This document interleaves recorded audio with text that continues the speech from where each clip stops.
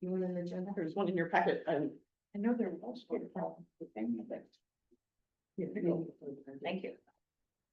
I put it down. Oh, I think I just put it. Yes, I put it right here. Okay. Yeah. Okay. Interesting.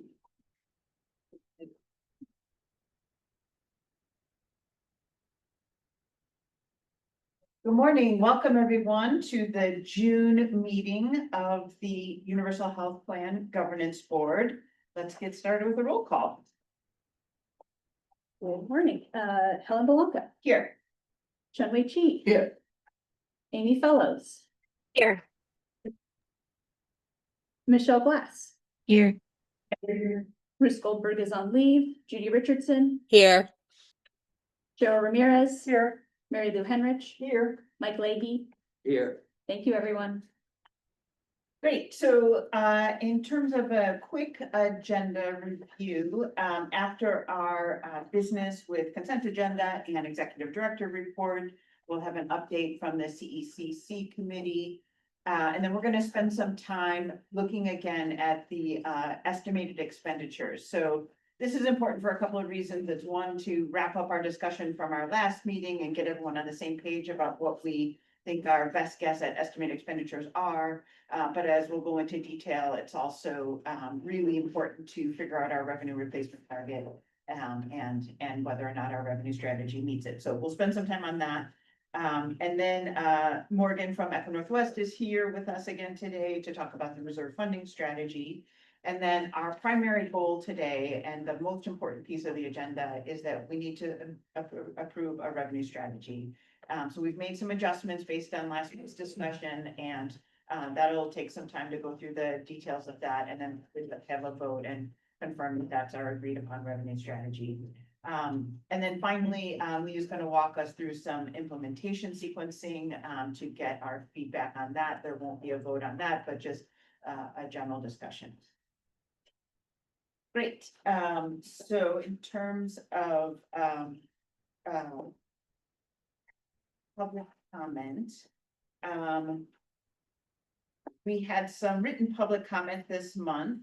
Courtney Welch wrote in with general support of a UHP and asked if naturopathic clinicians will be covered as primary care or specialty care, and then asked about certain medication coverage. Vern Sabo wrote in favor of not allowing different reimbursement rates for services by different provider types. Drew Lewis, Stacy Triplett, and Jane Vale wrote all asking us to protect acupuncture coverage in UHP. Heather Tovar wrote asking us to consider offering the UHP as a public she wrote to ask us to consider offering the UHP as an option for public employees as a pilot, since Providence is out of the market. Mark Thomas wrote to say he's in favor of Medicare for all and that we should make the rich pay for it.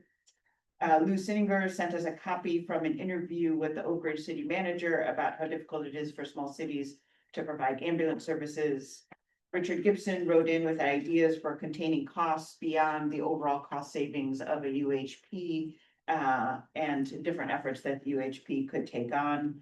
I'll remind the board that Plan Design Committee also tackled that, and we do have some detailed information on that. That was all our written comment, and I believe there is no oral comment to start our meeting, oral public comment to start our meeting, because that's reserved for voting topics. So confirming that with Isabel. Right, okay, cool, great. Then let's move on to our consent agenda. The only thing on the consent agenda this month is minutes from our May meeting. Is there a motion to approve the consent agenda, i.e. the minutes? So moved. Is there a second? Second. Any discussion? I think there were a couple things that were confusing, but I'm not gonna. Anything you want to bring up? Well, Substantive? there was one on page 5 at the bottom. Helen noted that right now, without the HSRR, the UHP financing significantly benefits large households because the 200% FPL exemption is larger for larger household. This HSR would have $1,300 per person as compared to the additional 11,000 that is HCIP2 exempt, very complicated, blah, blah, blah. It just, I don't know if, when I read it several times going.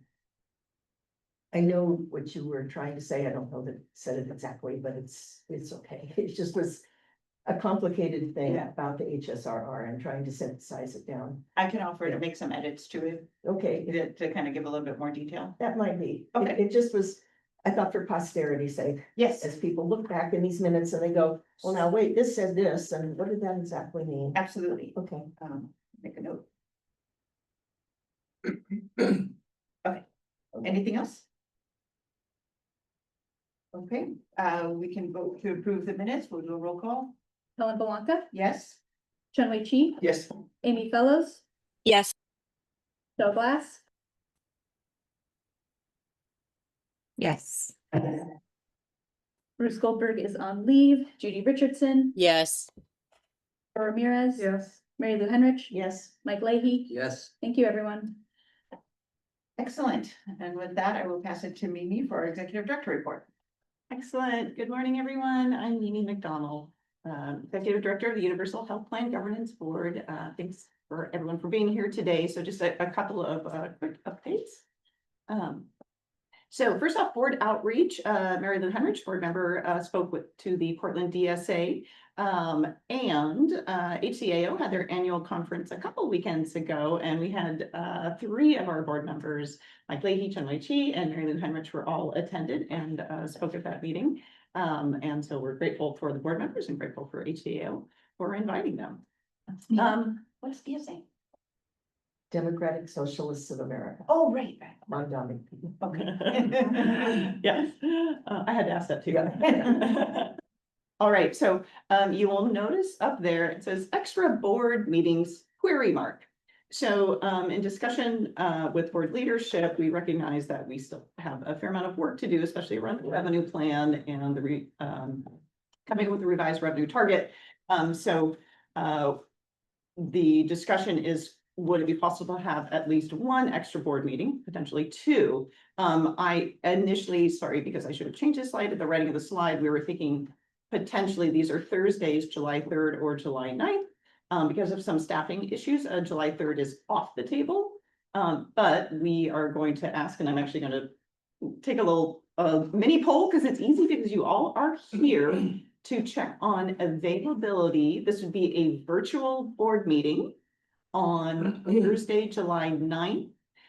It would start early, so we're thinking from 8 a.m. to 10 a.m. That was going to work for our board leadership. So I will, if I may, I'll give you all a second. And actually, maybe we shouldn't take up time for this, but maybe everyone check your calendars, and during the break, I can find out how that works out, but that would be very beneficial. So thank you very much.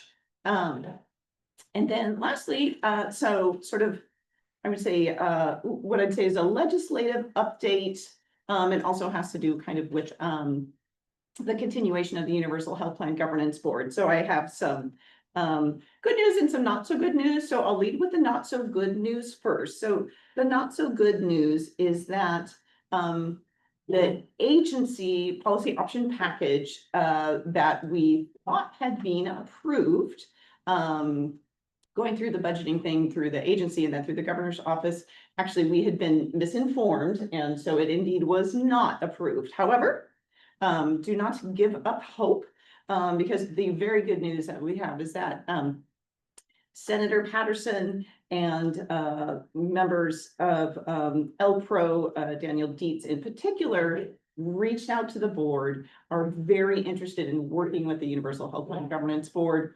working on developing legislative concepts, which will ensure the continuity of this board and other legislative work to, of course, move the work forward. I don't know, Helen, if you, Chair Blanca, if you'd like to chime in about that, or? Sure.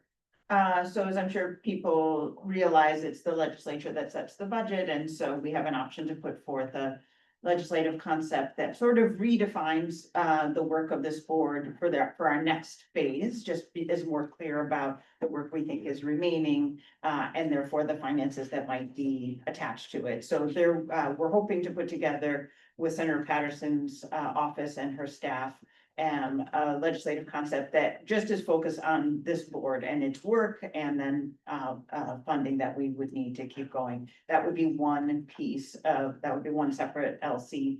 And then a separate LC on what we would like to see go on the ballot for 2028. So there would be a bill that would go to the legislature in 2027, proposing a referendum to voters on what so basically health plan and what it might look like. So with enough sort of meat on the bones, as we talked about, so that people understand what we're asking for, it wouldn't be implementing a universal health plan. It would be creating buy-in and commitment to the structure and getting the ball rolling, so to speak, in terms of waivers, setting up the trust, setting up the public corporation, and laying the groundwork so that at a future date, the plan could be implemented. We want to get buy-in from the legislature that they're like, yes, if the voters agree with this, we're going to go ahead and do it. And then if the voters approve it, which would be in the fall of 2028, that it would set the ball in motion for that first phase of basically structural and administrative work.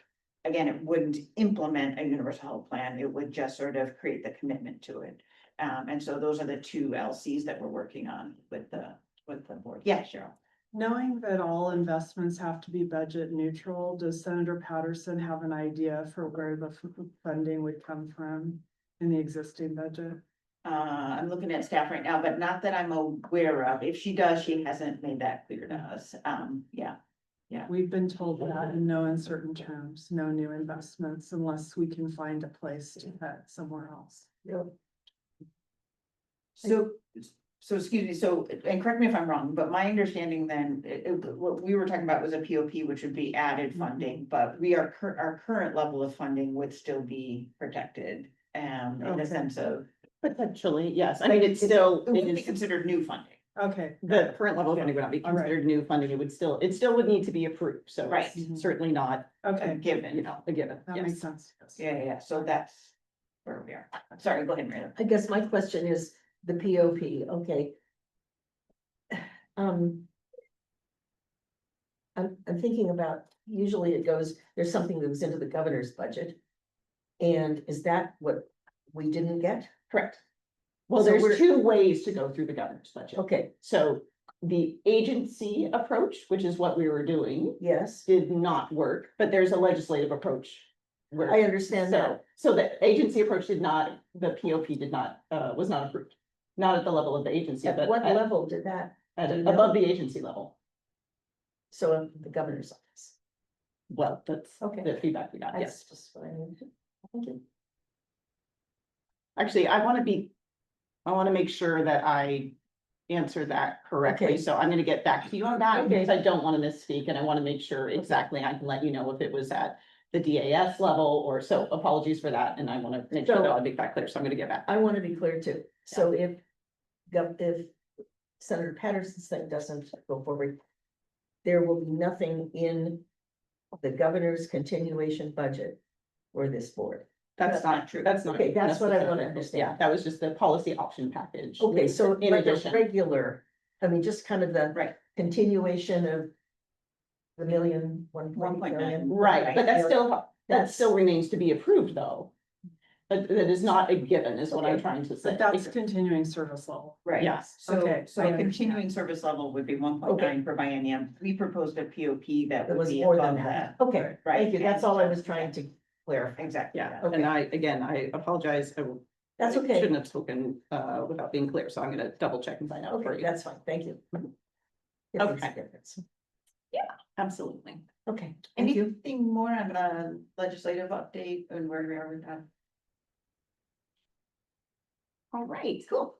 I will very briefly, as not much has changed, go over our budget. Really, the part where you want to look at is the bottom right, where it's in dark black and it's not a negative number. So that means we are still, we're still in the black, as they say, in terms of that we still have some funds. We have essentially the appropriate amount of funds. Potentially, when we get to January of 2028, we may consider doing some additional spending, but for right now, everything is staying, we also are staying budget neutral at this moment. So any questions about that? And we'll go to the next slide, which just talks about our terrific consultants. So as you can see, of course, our consultant budget with Milliman has ended. I will say, however, that they have continued to provide information to us and respond to our questions and have been very, very helpful and really great partners to work with. Wentz Jackson, Patty Wentz, her contract has ended. Artemis Consulting, Dan of Bianco, she has also finished out her contract and has done tremendous work. We'll hear a little bit more about that later. Echo Northwest we are still continuing to work with Echo Northwest. We don't have a significant amount, but we do have sufficient amount. And Morgan will be here later today, Morgan Shook, to Echo Northwest to give an update. The rest, we are also doing fine with Ocean translation and interpretation, and Bridges Oregon, just to remind people, is that agency that helped facilitate a meeting with the deaf and hard of hearing community when we had a focus group meeting. They were an incredible agency to work with, and we're very grateful and had a very successful meeting. So we'll move on. And we'll be getting an update about that today. Yes. All right, just a quick reminder, TikTok time is running out. People need to apply. We have received several excellent applications, but they must be received by June 22nd to be in consideration. And then that list goes to the governor's office. It is the governor's office which ultimately decides who will be appointed to the board. And I believe that is it for me. So I'm going to turn it over to Michelle Glass and Amy Fellows. Thank you, Mimi. Good morning, everyone.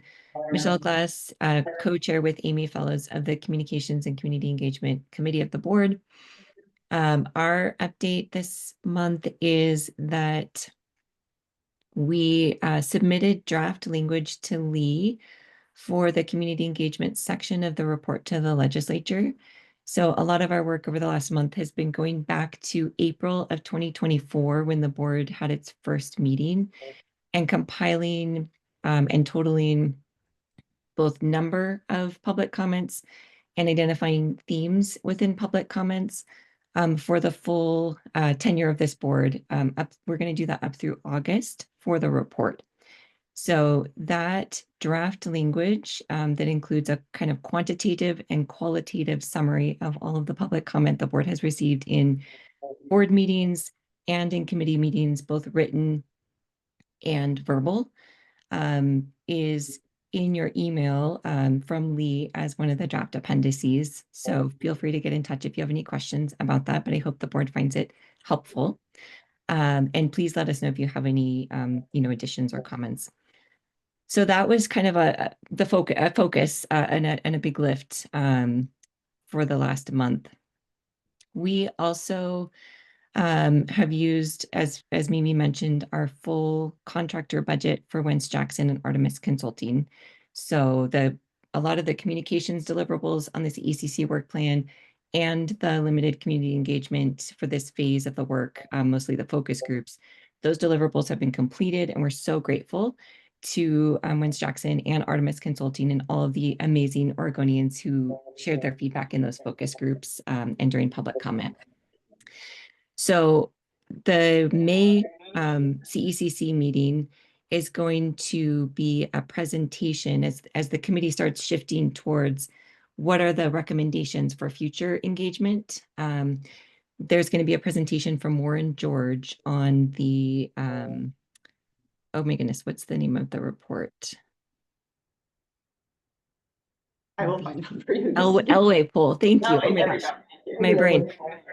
The 2019, thank you, 2019 Elway poll, as the committee is discussing ways to broaden feedback. So we're going to get that presentation at our upcoming CECC meeting. And of course, we will also include a full hour for public comment at that meeting from 5 p.m. to 6 p.m. If anyone listening wants to come and share their thoughts, we would love to hear from you.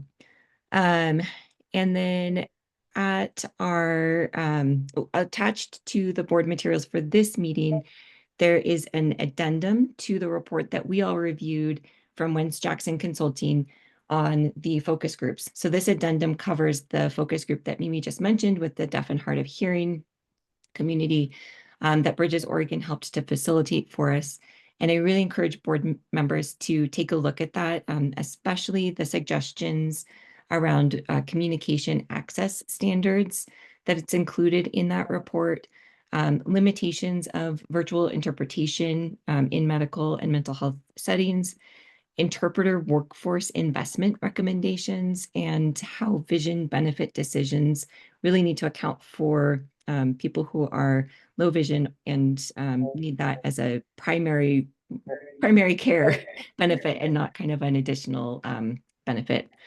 So participants raised a lot of really great points in the report. And again, I just encourage board members to take a look at that and reach out if you have any questions or thoughts.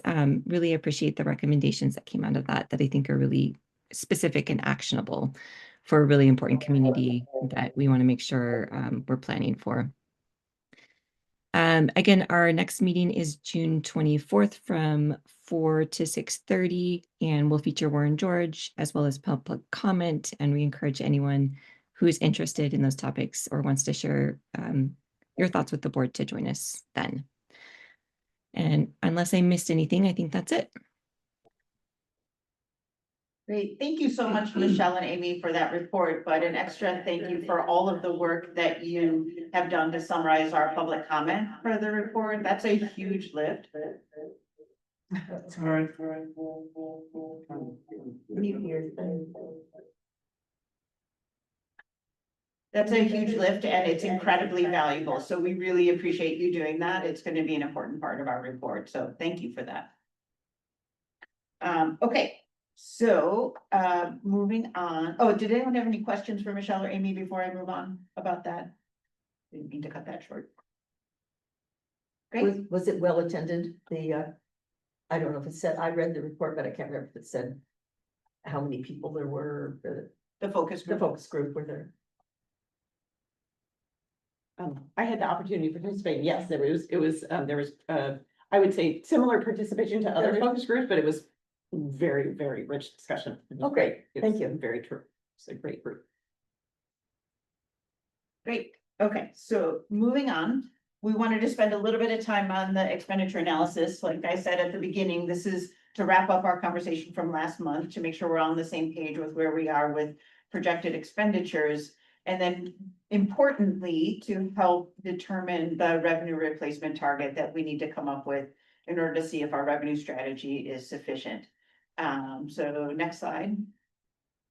So the slides I'm going to show you, I want to emphasize, I created these slides, but all of the numbers come from the Milliman report. These are all numbers that have been in the report, have always been in the report. Nothing has changed or been adjusted. It's just I put them in a different format so that we could sort of understand what Milliman was trying to tell us. And again, I deeply appreciate their work. I think they did excellent work.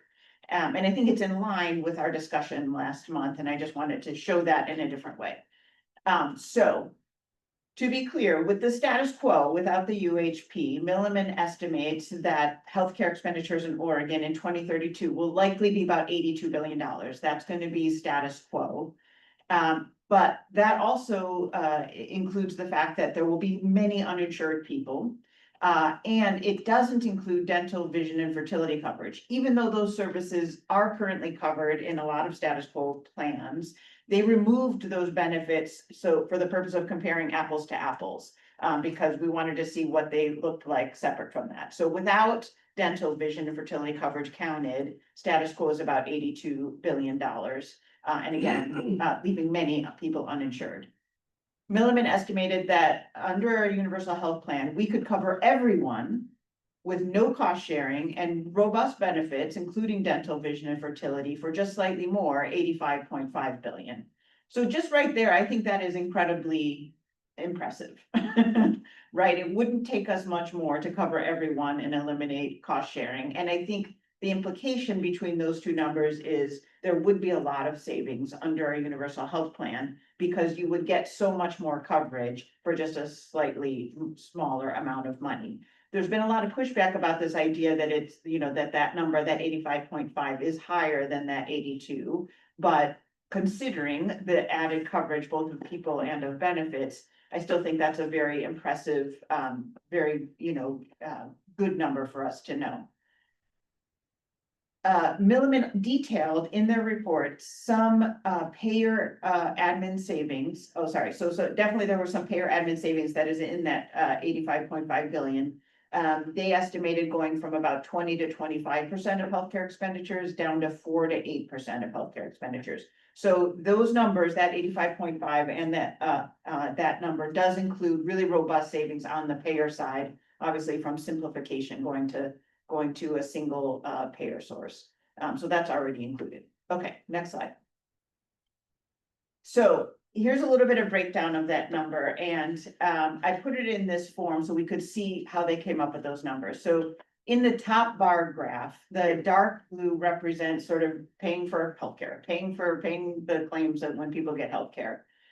We pulled out that little orange bar is the behavioral health budget that is separate from claims that comes from Oregon General Fund and other sources. It's just additional money that the state currently pays for behavioral health. And then the purple at the end, that section is payer admin dollars. So that's where we get that 82, like that's how it breaks down with status quo. The bar below it is Milliman's estimate of coverage under a UHP. The basic expenditures remains the same. We would keep covering all the folks that we are covering. That little orange bar next to the blue considers, that extra funding for behavioral health that's already in the budget.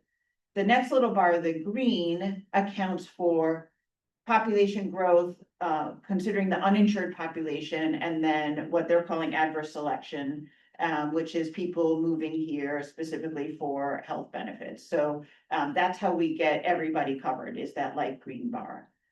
The dark green bar next to that one, it represents the amount of induced utilization. Basically, if there is no cost sharing and no copays with healthcare, people will seek more care. We can predict that. We know that's true. They accounted for that with that dark green bar. And then the light blue next to that is the dental, vision, fertility benefits, and then the added behavioral health. Remember this, when we talk about PEB plus, what we had talked, the plus in PEB plus is about making sure that everyone has access to robust behavioral health benefits. So it adds in additional behavioral health spending above and beyond that little orange narrow bar. So that's what that blue represents, is those added benefits. So that's the blue, that light blue is giving everybody robust benefits.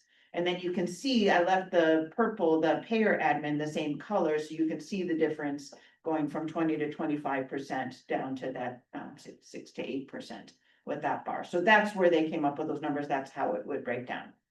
Yeah, Mary Lou, do you have a I question? guess my question, and maybe I've just missed it, but in all of the stuff, do we really list out specifically from plan design what the dental benefit is?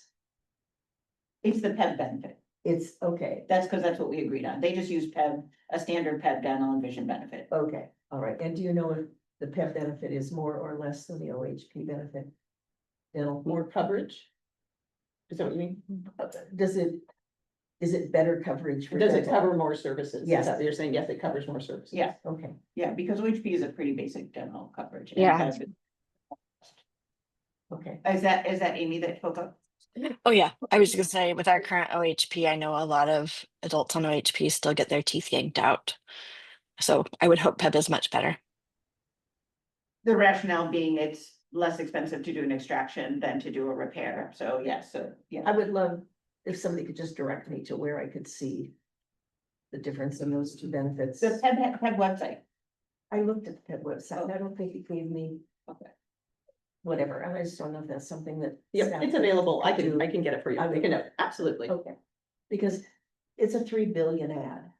And so they're just kind of Yeah. looking at, Dental's a lot of money. Yeah. well, it is, and it Yeah. isn't. I've been talking to a variety of dental folks about it, and so I just don't confused, Yeah. Yep. Yeah. Thank you. And I will say it consistently comes up as one of the core things that. That people want. Exactly, Right. and so I think it's super very important, but I. Yeah. Just would like to know. What that number came to be. Yes, go ahead, Johnny. Just a quick clarifying question. The top bar, the status quo projection, does that completely exclude dental and vision? Yes. They pulled it out of the numbers of status quo projections so that we could have blue bar to blue bar, right? So that we just wanted to look at how to compare basic medical expenditures without those to that under UHP, and then we added them back in with the light blue bar. And the reason is because not all plans cover those. Yeah, I know, Right. but there are certain portion of people being covered. At Yes, the yes. dental and vision. Right, and so That's that's, completely excluded from the status quo. that's right, that's right, and yeah, just to kind of keep the numbers apples to apples, yes, Mike. I'm listening to this, but this does not make sense to me. Obviously, I'm not getting something. I don't get why these numbers are comparable, because one includes dental and vision, the other one doesn't. I have a So- similar question because it excludes the current spending on dental and vision. They existed, but they exclude that. And then as though the bottom one, as though it's out of blue, we added dental and vision, that non-existence, but that's not correct. Because currently there, I don't know the percentage, there's a percentage of recording covered Yes, with dental and vision. that's right. That's true. Isn't the ad the light blue you said though? Yes, So I'm thinking it is apples to apples. I'm not understanding. No, No, the status quo exclude dental and vision, I got that. as though it's non-existent, but in fact it existed. well, the purpose is so that the dark blue represents, well, what Milliman was called, in the report, it's called lean benefits. Yes, So in the so just to be clear, the one thing that kind of got tossed around and is still sort of on the table is that if our revenue strategy and our expenditure projections have a big mismatch and we need to really rethink how we bring them more in line, one option the board could consider is reducing benefits. And one of the easiest way to reduce benefits is to take out vision, dental, and fertility services. So that's why we pulled them out separately. It's really hard to estimate status quo of those three services because some people have separate dental coverage. Sometimes it's included. That's a really hard number to pull out. So we wanted the dark blue to represent medical expenses that excluded those services. It's a little artificial. I agree with you. There is some spending in the status quo for those services. The point is to say, where did this 85.5 come from? Why is it more than the 82? And that's why it's more. If we say we're covering everybody for all these services, that's what it would take to cover everybody with that robust set of benefits. but to be accurate, I'm talking about the total number. The total number based on status quo of 82.28 is incorrect because it left out dental. Yeah, sure. And so the difference is incorrect. That's true. That's true. Yeah, Yeah. the gap They're between, probably actually closer, which Yeah. actually emphasizes my point that for a tiny bit more, maybe $1 billion more, we could cover everybody with better benefits under UHP. That actually just kind of makes that point even more clear. Yeah. It's far less than a $3.5 billion difference between them. It's probably closer to a $1 billion difference between them. We just don't know that number. We couldn't put it in because we don't know what that number is. It's really hard to pull out of the data. It would be great if we could though, because I think that is an issue. I don't know how I to don't- do I that. don't- Milliman didn't know how to They do didn't that. have to. but if we want to present this to the legislature, we need to put a note. Sure, absolutely. We're not to Yes, mislead the absolutely. legislature because the top bar left out Right. the current spending on dental and vision. Absolutely. Yes, Okay. yeah, absolutely. Mike, did that answer your concern? Well, I'm still where John is. We shouldn't describe this as apples to apples, because from my perspective, this is not apples to apples.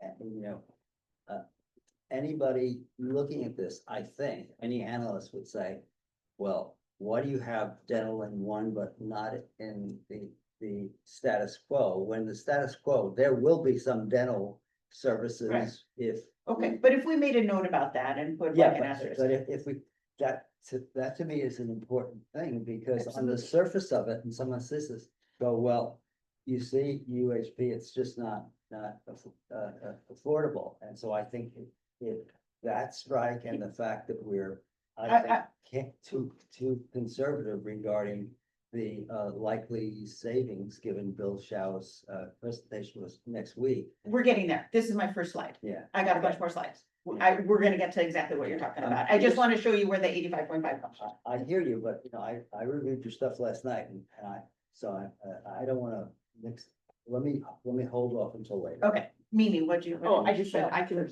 I apologize. I will reach out to Milliman too to see if they have, if If they have a, if they to have see if they numbers, have a total total number, number, yeah, including. including the dental. Exception. Okay, cool. And Michelle, And for that matter, there might be small percentage of people currently covered by behavioral health, also excluded. Because the top didn't include behavioral health. the top does include behavioral health. Yes. Behavioral health is in there. Oh, To the it's extent there. that physical health spending is on behavioral health, which there is some of that, it's in the dark blue bottle. Sorry, dark, jeez, dark blue bar. And then the little orange sliver That's the budget desk up there. is the budget, is from the general budget for behavioral health. So that comes to the state hospital, Oregon State Hospital and other state level services, that little orange bar. Right, again, yeah, right. Just if you need a reminder of how. Yeah, paltry there it you is. go. Right, yes, go ahead, Michelle, sorry.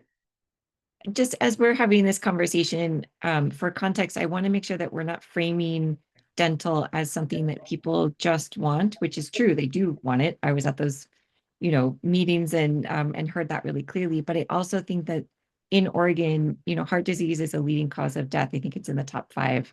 And there's a really clear link between dental health and cardiovascular health, diabetes, chronic autoimmune conditions, which are rising about 20% a year globally. So I think we also need to not frame it as like separate from physical health. I just wanted to make sure that we keep that in mind as we're looking at numbers and trying to make some tough decisions. Right, 100%. Yeah, it's a really crucial part of health. And to be clear, to clarify the statement before, if we've always known from the beginning that the legislation would allow supplemental insurance to exist alongside a UHP. It's not an ideal solution, but if it wasn't covered under the UHP, we would still emphasize a supplemental insurance. But the ideal situation and the model that we are going with is including good dental coverage in the UHP. We believe in that. We're committed to that because it's the right thing for health. So yeah, 100% agree. Okay, let me keep going. So that's where that 85.5 come from. That's the breakdown of that number. Next slide. So based on Milliman projections, there's likely about $4.5 billion of savings on the provider level, based on the billing insurance related costs that providers will no longer have under UHP. So Dr. Khan said his estimate was about 4.3% in that realm for BIR, the billing and insurance related costs. And 4.5 billion works out to 5% in our estimate. So we're in line with what Dr. Khan said we can expect in savings on the provider side from billing and insurance related costs. So 4.5 billion is the number Milliman came up with. And then under UHP, providers will not have any bad debt, which leads to about $3.3 billion of increased provider revenue. So basically, the current system, when a provider is billing a patient, there's a certain amount that the patient is responsible for out of pocket, and a huge portion of that doesn't get paid. Under UHP, it would get paid. And so that's where that $3.3 billion increased provider revenue comes, that they won't have that bad debt. That $3.3 billion, right now the providers are not getting it. So if we just went forward, as is, the providers would get more money than they get now, to the tune of about $3.3 billion. And then if we count that 4.3% admin savings, now we're at like $7.6 billion more. Because they won't have the expense of billing and insurance related costs, and they won't have the bad debt. So removing those two numbers, removing the BIR savings and removing the 3.3 from the provider reimbursements would leave providers at status quo. Does that make sense? Say that one more time. If we remove the 4.5 billion in billing and insurance related costs and the 3.3 billion in collectability, if we remove that, then providers stay at status quo. If we don't remove them, then they get an effective increase If in we reimburse them, reimbursement. okay, Because, yes. right, Right, right, so, right, so, but we'll get to this, but that would need to be negotiated. But those are savings on the provider side and admin that Milliman estimated from their data. So recouping both of those savings will leave provider reimbursement the same on average compared to status quo. And I just want to emphasize that we didn't count pharmaceutical savings in these projections. For two reasons. It's a little tricky to figure out how much those would be. We know they're there. It's a little tricky to figure out how much, but also we were just focusing on provider admin savings that Milliman came up with. So we left them out because technically they're not part of provider admin savings. They're a different bucket of savings that we need to account for in a different way. So those two buckets are the ones that you'll see on the next slide is the estimated provider savings that Milliman estimated. So go ahead to the next slide. Okay. I apologize about the colors. I neglected to get the colors consistent with the previous slides. But what I'll tell you is those first two bars are identical to the previous slide. All I did on this slide is add the third bar at the bottom. The colors changed, and I'm sorry about that. That was a formatting problem. Too many revisions. Okay, and then you can see, so we're gonna look at the difference between the second bar and the third bar. The dark blue to the multicolor on the right of the dark blue is identical in the second bar and the third bar. Those didn't change. What changed is we subtracted those two buckets of provider savings. So to the left of the blue bar, now it says the black that's next to the blue says provider admin savings. That's the BIR, that's the billing and insurance related costs that we think providers will save. And then the brown is the provider improved collectability.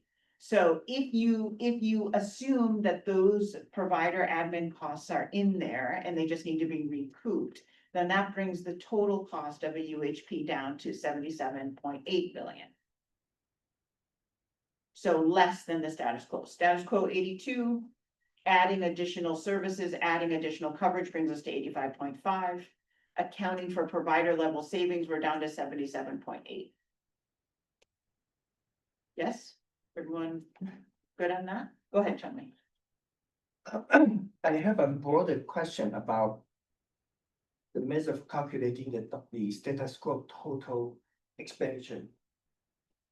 In a standard national health account or national health expenditure, when you want to include the total health expenditure, among many others, one of the items included is insurance. But to avoid double counting, so the insurance premium, you have to subtract the actual spending in healthcare because the premium insurance company collected includes substantial part paid out to the medical expenses. So you cannot double count for that for the total expenditure. But then the difference will be insurance administration, marketing, profit. Right. These are accounted in national health account. And I wonder whether that was included. Absolutely, 100%. Then this will need to be taken out from universal health. We did. That's the difference between on the very farthest right orange segment is really big on the top one under status quo. And then in the second two reflects a much narrower amount of money because you don't have the marketing and the profit of the insurance company. So it goes from 20 to 25% of basic expenditures down to 4 to 8%, I think is the range. It's about $5 billion. It goes from 17 billion to 5 billion. This is different from the provider administrative saving. This is a Yes. separate. Yes, right, so, right, exactly, right, so those are the payer, we call that payer administrative savings. So savings on the payer side is that pale orange all the way on the right. The provider level savings is the negative bars to the left of the dark blue. Yes, so we're trying to account for both payer level savings and provider level savings. So I'm sorry, but help me with the orange. You know, the good chunk up. So those administrative savings on the lower bars, orange, have taken out just what Chumley was Exactly. talking about? Right, so the narrow orange bar in the second and third Yes, bar, that represents what we think it'll cost to run a UHP. The payer on the payer side, so on the public corporation side, it's about $5 billion, which is about 6% of our total budget. So 6% admin cost to run a UHP. So that's like, right, how to get all the claims processed and just it's running things as a single unified financing system. That's how much we think it'll cost to run it from the payer side, which is the public corporation. That's Okay. Orange Park. So looking at page 18 of the Milliman report, where they estimate staffing needs, functional areas, this kind of piece that I just kind of just cannot abide by these numbers. So is that built in there still, the highly efficient that we'd have 13,000 staff? 6% admin costs. Okay, I still think that is way out of line. So I'm not in a position to know, Yeah. and so we paid Milliman to give us their professional opinion on what it would cost to run it, and that's the opinion that they gave us, and it comes out to about a 6% administrative cost, which is pretty good. I considering where we understand, are. yeah, but it's just the percent and then this, whatever, it's a little, 6 doesn't sound like a lot, but then when you start looking at what is it they Right. built into that 6, I still think there's a lot more Possibly, that could be said. but Okay, given my lack of expertise in this, Yeah. I'm inclined to go with what Milliman estimated, so, we have to I- build a Pentagon. yeah, go ahead. I have a related issue with what Mary Lou just brought up. In the minimum estimation of the administrative costs for universal health care. Right after their presentation, I think in February board meeting, we discussed this issue. For example, the cost of administering universal health care, they include marketing, which none exists. We don't have marketing costs for universal health care. That was a big item in the big chunk of it, including several items, including marketing and patient management. So And have they made any adjustment, because we brought that issue up, that say, no, we don't have those item expenditure in administering universal health care. Why do we have marketing? They assume we are operating like a commercial insurance. Well, I can't speak for Milliman on that front, but I think they're accounting for the fact that there will be some convincing to do, because universal healthcare is not a cultural norm in this country. Signing up for it, what it means, what it is, how the benefits differ. So that public education and that public explaining about what it is and how you sign up for it and how you get coverage. There is some marketing The involved. convincing Yeah. need to come before it's implemented. Okay, After it's implemented, we don't need convincing. right. Yeah.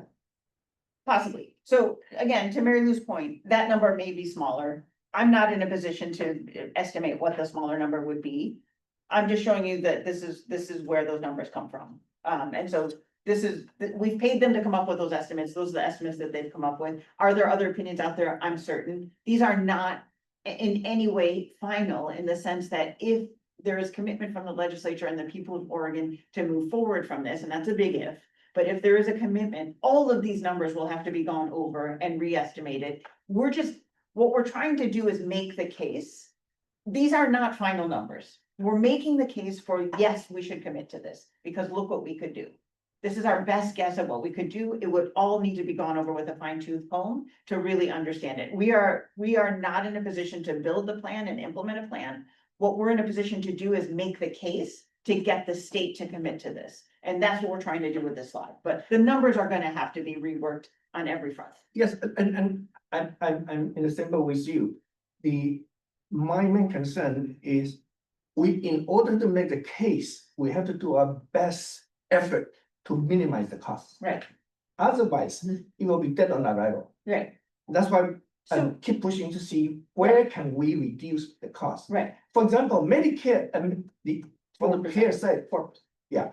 that's much less. Right. And other countries are doing like 2% or less than 2%. So what I would propose, this is a consultant's report, right? And like all consultants report, their job is to give the board recommendations and advice. We don't have to reiterate exactly what they said. So we can include in our report a note or explanation that says, here's what Milliman estimates. Board members and, other experts that we've talked to estimate that it possibly is less than that. But we want to show what, we paid for Milliman to give us a report. We want to show what they came up with. This is what they came up with. And we could make I'm not sure how to phrase that, but, we could reflect in our report that there are opinions that might even be less than this. But this is conservative. This is conservative. Which when you're dealing with 70 to $85 billion, I think aiming on the conservative is worthwhile. I should also say on that point, and I should have said this at the beginning, that Milliman did their due diligence and for all of these elements gave a range of what they think it could be. And I picked the middle of the range. So all of these numbers can sway one way or the other, lower or higher. This is a very rough estimate. These are really hard numbers to estimate, and they did their best professional estimate of what this would be. But all of these represent a range and can sway. So, and we'll of course reflect that as well. So this is just a ballpark is how we should think about this. And we can, in the report, clarify that we think it might go even lower if we believe that. Go ahead, Mike. Well, I'm trying to figure out how to bring this up. Are we, by doing this stuff, I think I appreciate how you're doing this. However, it kind of backs into almost an assumption that we've approved the Milliman report. We haven't, right? Or did I miss a meeting? I mean, we've been questioning right from the beginning, Mary Lou's point on the administrative cost stuff. And to me, this is kind of an inconvenient truth that we're really kind of ambivalent regarding the whole Milliman report. And I just think it would be better if we were just more transparent about that and Right. not smoothing that over. So, folks can chime in and correct me if I'm wrong, but it's not our role as a board to approve the report. We contracted with Milliman to do some estimates for us, give us some deliverables, and they did that, and we paid them to do that. What we do with that information is up to us. We can, take their word as, this is how it's gonna be and just put that straight into our report. We can put some clarifications and qualifications on what they gave us. It's a professional estimate. We paid them for their best guess of what it would cost, and this is what they gave us. We can quantify that, qualify that in any way that we want as a board. They're consultants that gave us a recommendation, that's all. We don't have to approve their report, meaning we completely agree with everything they came up with. We just use it as information to make our decisions. Okay. Right? Anyone disagree with that? Or like, we didn't approve the Equinor report either, but we look at what they tell us and we use that information to inform our decisions. That's the role of consultants with this board. I think it would be more helpful for the larger community that's viewing us is at least to get a sense of where we particularly question some areas. Absolutely. I think that's been pretty clear from our discussions, and I think that'll be reflected. Lee, I'm looking at you. Yeah. 100%. Yeah, we can, and as the drafts of the report come out, I would ask all of the board members to really look at those sections and make sure that they reflect our discussion and our impressions of, the information we've gotten from Milliman. But my job here was just to clarify what they've told us, and then we can use it however we want. Okay, No, and I really appreciate what, I mean, this is really good. Good. That we're finally having this conversation. This is terrific. right, I want to put this to bed, so. Okay, and that note, let's go to the next slide. Not quite. Dream. Okay, so the considerations, from that slide are that those are all potential savings. There's really good reason to believe they're there. Lots of experts have told us they're there, but we've never tried this. This would be an experiment, and they're all potential savings. And that realizing those savings on the provider side, the BIR savings, which is that $4.5 billion, requires negotiating or requiring lower reimbursement rates to providers, because right now those are built in to their provider rates. So we have to make the case to them that those savings will be there and therefore we can pay less. Milliman estimated that if we reduce provider reimbursement by 1% across the board, we could get about $0.7 billion in savings. So for every 1%, that's the savings that are possible. But reducing reimbursement rates requires negotiations and it requires managing legal disputes, and those things can increase our payer admin costs. So there's pros and cons to that. And that any pharmaceutical savings that we accrue will depend on negotiations as well. So the admin savings are there. We are gonna have new administrative costs that wouldn't be present in a federal system, things like managing waivers and dealing with businesses and individuals that straddle states, that work in one and live in another or operate in multiple states. And so we're gonna have admin costs that don't exist in federal single payer plans. So we just have to consider that those are potential savings. We think they're real, but just acknowledging that. Go ahead, Mary. I guess just kind of. I guess I tend to be more. Not so much negotiating as kind of coming up with the plan, and this is what it is. And doesn't have to be a lot of negotiation. I mean, unless I think all the providers of the state are gonna get up and move. Yeah. I think that, anyway, I just. Kind of, I go more on the side of that, this will be how we will do it. Well- This is how we will normalize the rates, and this is what we'll do, whatever.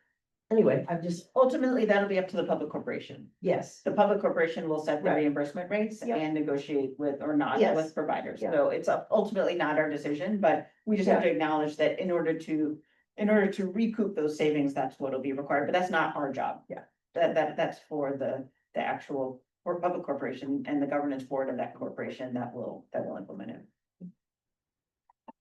Okay. And next slide. Okay, so overall message. Based on Milliman projections, with the status quo, healthcare expenditures in 2032 will likely be about 82 billion asterisks. We will add on what we think dental vision costs currently are, with many uninsured and underinsured. And again, the asterisk about the dental vision and fertility coverage. The UHP could cover everyone with no cost sharing and robust benefits, including dental vision and fertility, for just slightly more, 85.5 billion. And then we could potentially recoup up to $7.8 billion in savings from the provider side, which would reduce the total cost of a UHP to about $77.8 billion. And that's 4.2 billion less than the status quo. So I think we can, using Milliman's numbers, make the case that implementing UHP and covering everybody with no cost sharing will cost less than the status quo. I think we do have that cost argument there. It's just a lot of qualifications. And just as a reminder, Optimus with the task force estimated $1 billion less than the status quo. So I think Milliman gave us a whole lot more in potential savings than Optimus did with the task force. Michelle, go ahead. Just reflecting on this conversation, I think I appreciate the thoughtful balance between being really transparent and conservative so that we're not overpromising. And also, I think once these numbers become public in the report, the media and potentially those who want to undermine this effort will take and run with whatever they can find. So I think really leading with this savings as the primary framing and following with all the detail will be critically important in all of our public facing communications. I understand why we're talking through all the details, but I just want to emphasize that point that I think if we don't lead with the savings as the primary frame, we'll lose before we can get to the next step. So just wanted to offer that reflection. Okay, thanks, Michelle. Chenwei. Just a quick question, on the last item you mentioned about 7.8 billion saving from the provider side, do we have figure on saving from the insurance side? Well, it's a huge range because we have Medicaid, we have Medicare, and then we have a huge variety of commercial payers. So all we have is a range, and it's somewhere between 15 and 25%. The Medicare, Medicaid doesn't change much, but when talking about with UHP, how much saving do we gain from the commercial insurance? Because the commercial insurance costs are factored into the total expenditure. So do we have, my question, do we We have do. a figure? We do, I mean, that's all broken down in the report. I lumped them into one just for simplification here. And it went from about 17 billion down to 5 billion as a lump sum of all payers altogether. But I included all the payers, so I put them all in as one, but they are broken down in the report. They show how that works. Yes, I'm just suggesting, if we have that figure, we could add that to the last item. Because the last item currently stand is just saving from the provider side, but we also gain saving from the. Oh, I see what you're insurance saying. side. I see what you're saying. Yeah. I see what you're saying. Yes. Okay, yeah, we can do that. Right. Because the whole idea was I was trying to kind of build in the provider savings in this discussion, but you're right. As we frame this, like to Michelle's point and to your Yes. point, when we talk about the savings, we'll say, and again, looking at Lee. We're talking about, here's what it'll cost to cover everyone, and that accounts for this much in payer savings and this much in provider savings. And insurance. And insurance savings, yes, okay, that's an excellent point. Yes, thank you, I get it.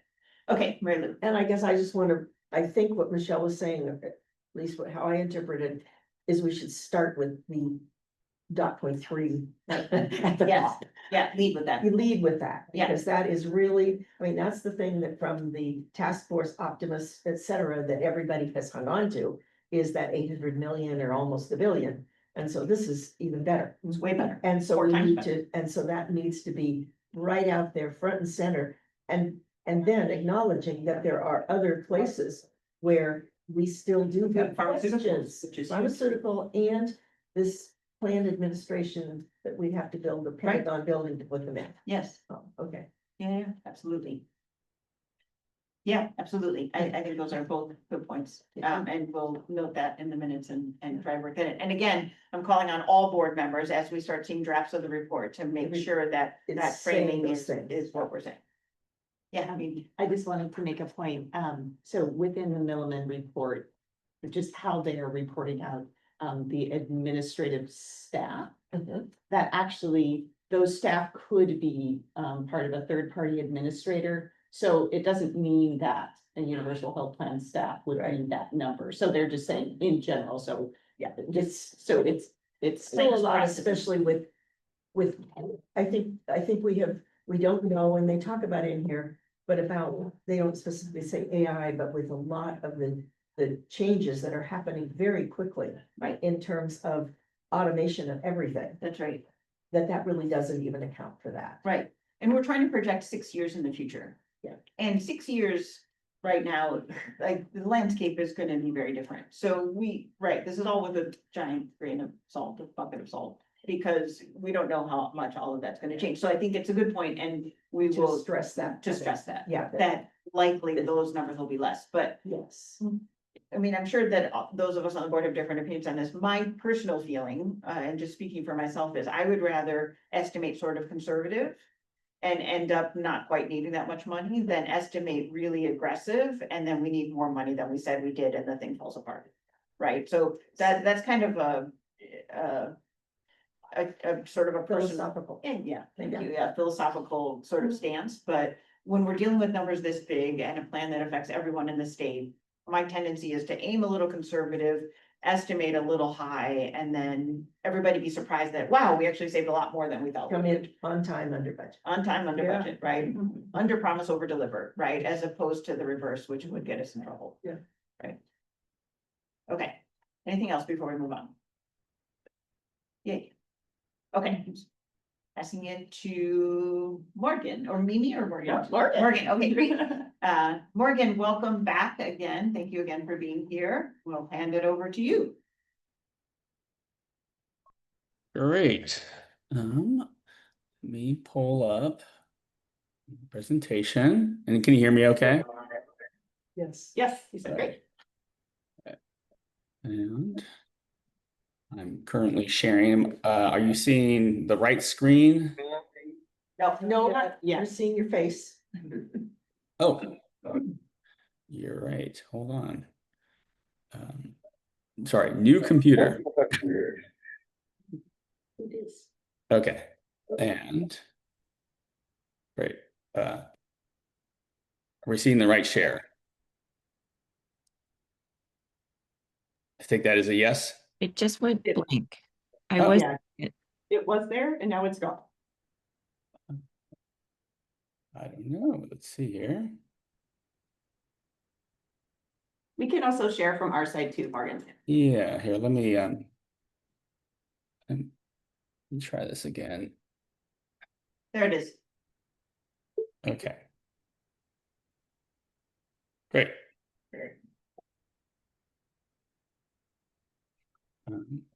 Why don't I just.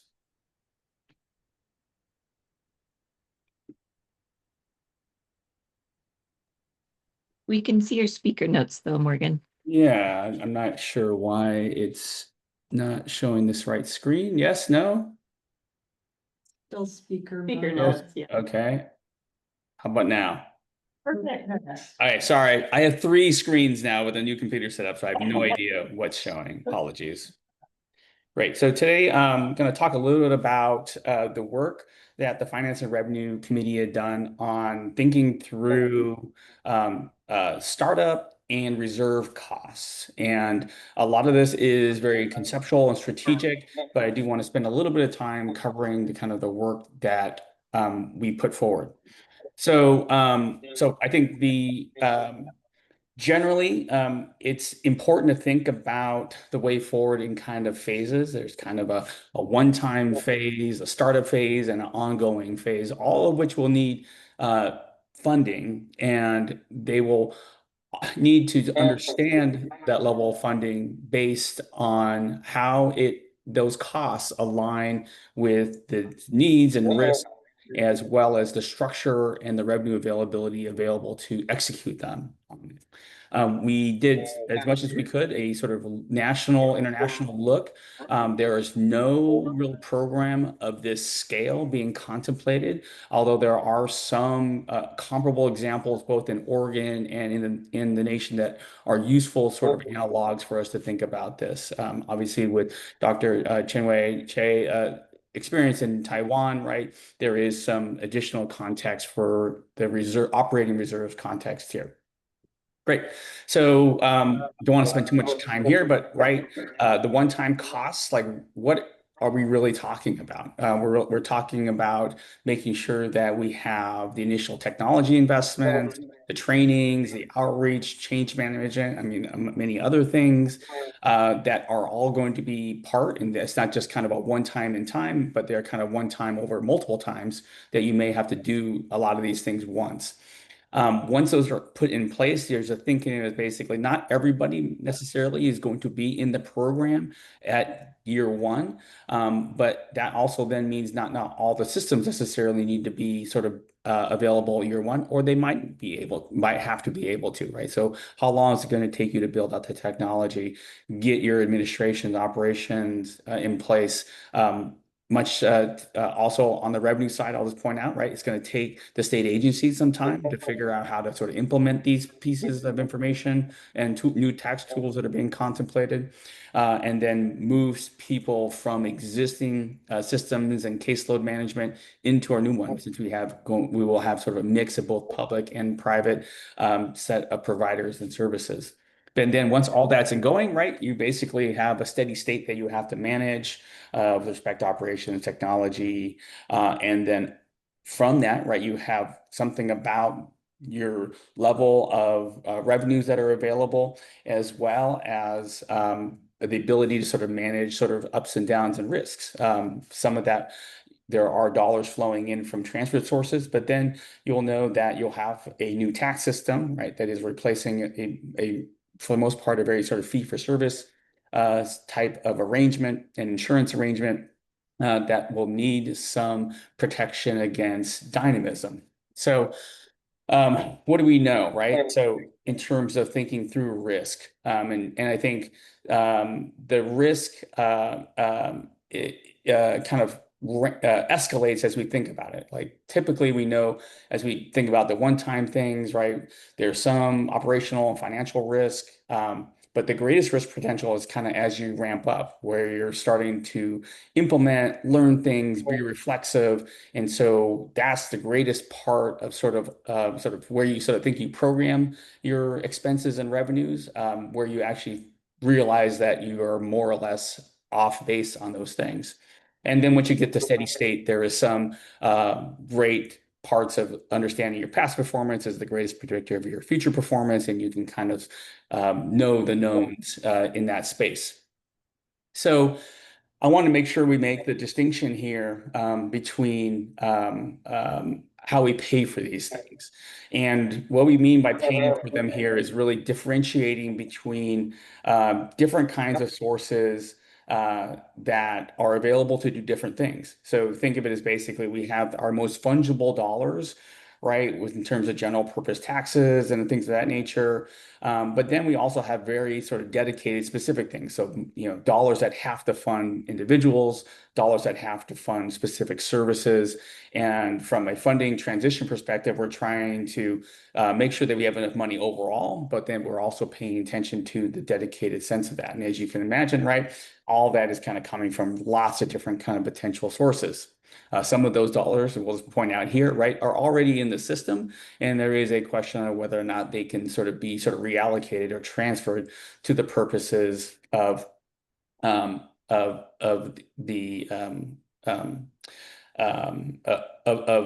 your transition or operating costs.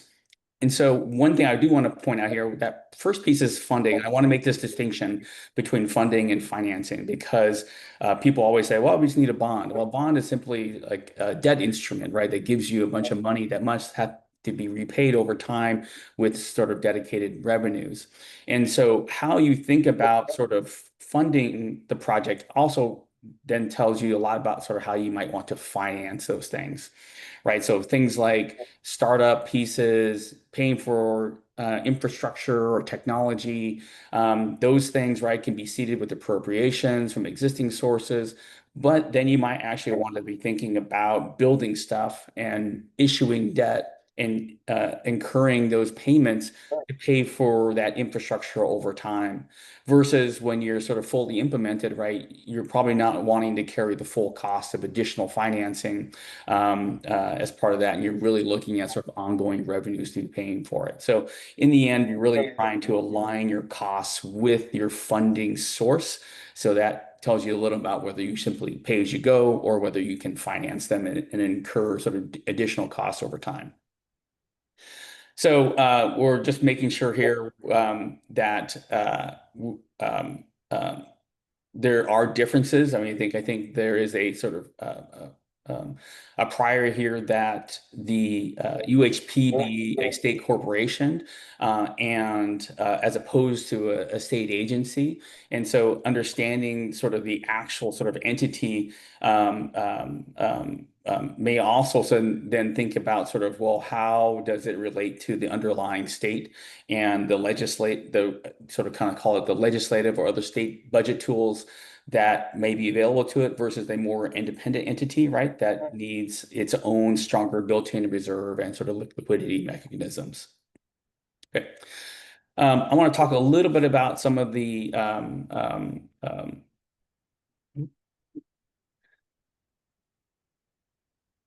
sorry, I lost my mouse. Yeah, no worries. I think I'm okay.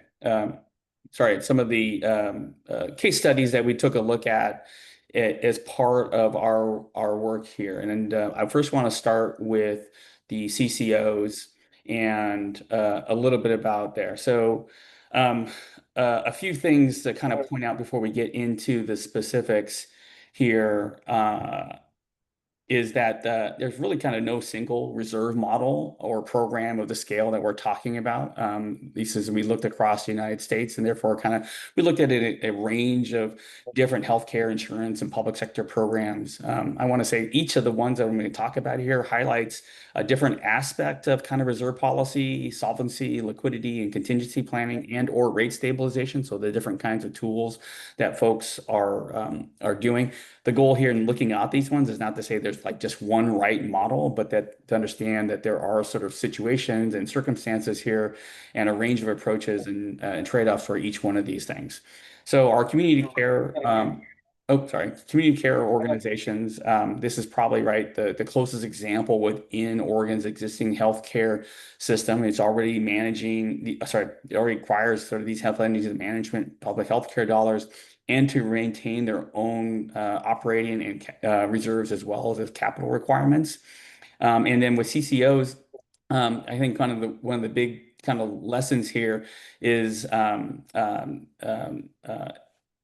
is that the reserve requirements, right, aren't unusual, right? It's something that all these organizations are already doing, and they're part of how Oregon manages like solvency risk today. One of the things that the Finance and Revenue Committee had a conversation about, and a much more difficult one, is whether or not the existing CCO reserves could be redirected to support a UHP transition. I think ultimately this will be both a sort of legal as well as political question, but there are significant funds and they're attached, but those funds have legal obligations attached to them today, and we require like significant sort of amount of work to understand whether that transfer could be considered. All right, so let's talk about Washington's paid family and medical leave. So one of the reasons we included this is it's pretty recent, and the example illustrates kind of the relationship between reserves and revenue policy. And so the program does have a sort of set of contributions in place. When Washington established it, it set forth a statutory reserve policy, but the reserve alone was not sufficient in the first few years to maintain a long-term balance. And ultimately, the program costs outpaced the revenues, creating sort of future projected deficits that required remediation by the state legislature here. And kind of the key lesson is that even though you have a good starting point with reserves, right, they're really not a substitute for any kind of sound rate setting or ongoing sort of financial monitoring. And so one of the key pieces that the Finance and Revenue took out about this, you'll see in a little bit, is like, to what extent should there be sort of automatic triggers put in place if reserves hit certain kinds of thresholds that would require some remediation outside of kind of the existing system. And so, in the end, right, reserves help absorb the shocks, but they're not. It can't be a standalone piece that one that we should be thinking about them from a sort of structural funding imbalance initially. So basically, well, how much do you really need, as well as sort of with the kind of the key triggers that are in place. In North Carolina, probably the only state that we found that has a separate Medicaid contingency fund. And so North Carolina provides an example here where the state intentionally set aside funds outside the normal Medicaid budget process to address any unexpected shortfalls. And so when federal funding changes occurred, lawmakers were actually able to draw upon this reserve rather than immediately sort of rationing or cutting services as part of the Medicaid population and services. At the same time, though, their Medicaid reserve fund, right, is still a pretty small share of the overall total program spending. And so here, right, think of it as basically an additional sort of force that is in place to help sort of preserve sort of the some spending. But again, relative to some of the pieces that we've taken a look at here, pretty small set aside relative to the overall program expenditures. Morgan, Yes.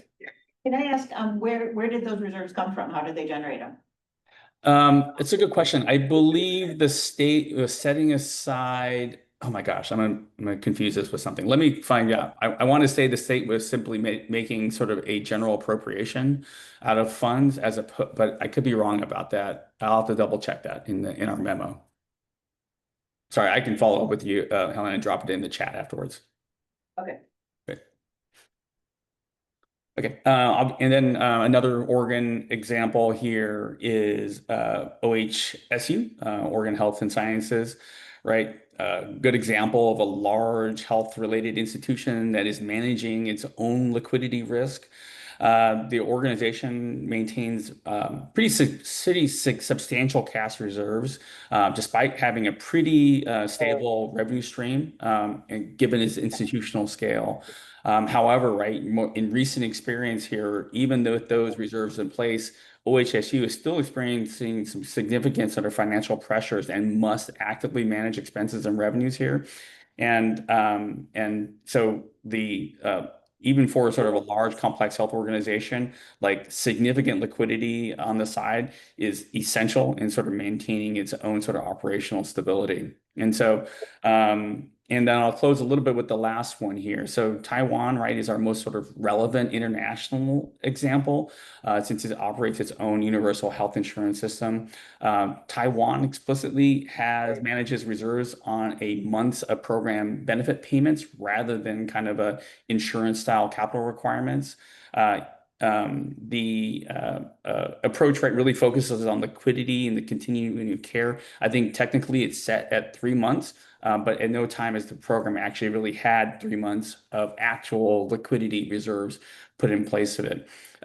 Recently, as I understand it, the reserve target was revised to basically be more connected to sort of program financing and the premium rate setting decisions. So this probably provides us a kind of the strongest benchmark for the organ because it reflects the realities of sort of administering the system here, where the insurance income coming out to the insurance costs, right, is recalibrated. And a lot of this, I think, had to do with them sort of repatriating expenditure dollars and spending coming from Taiwan internationals who would be sort of frequenting the system. So there is this sort of stabilizer system that's built into the system to help sort of maintain its reserve policy.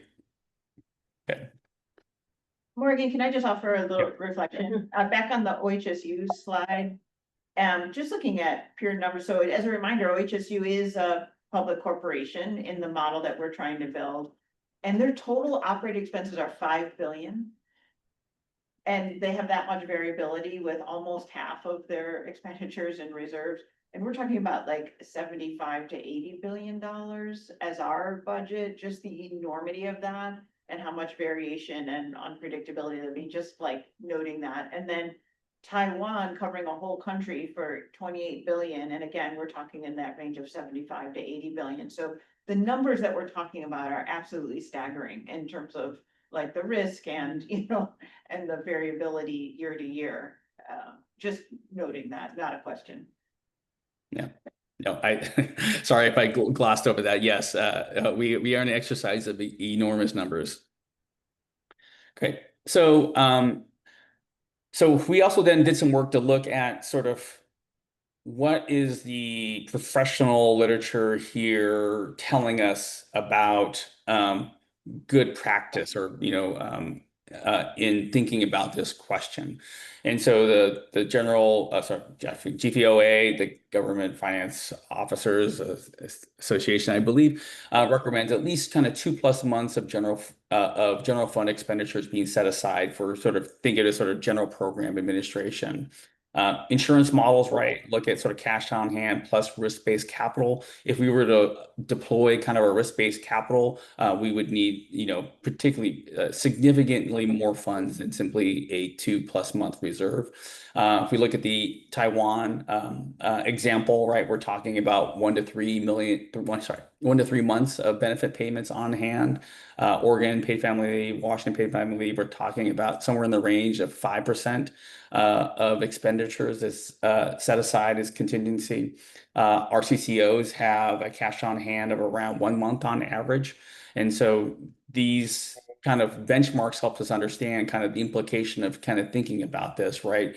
And so here we're working off of a program cost of about 55, I can't remember now. A 2026 value of I can't remember what the basis of was back when we were doing this 3 months ago.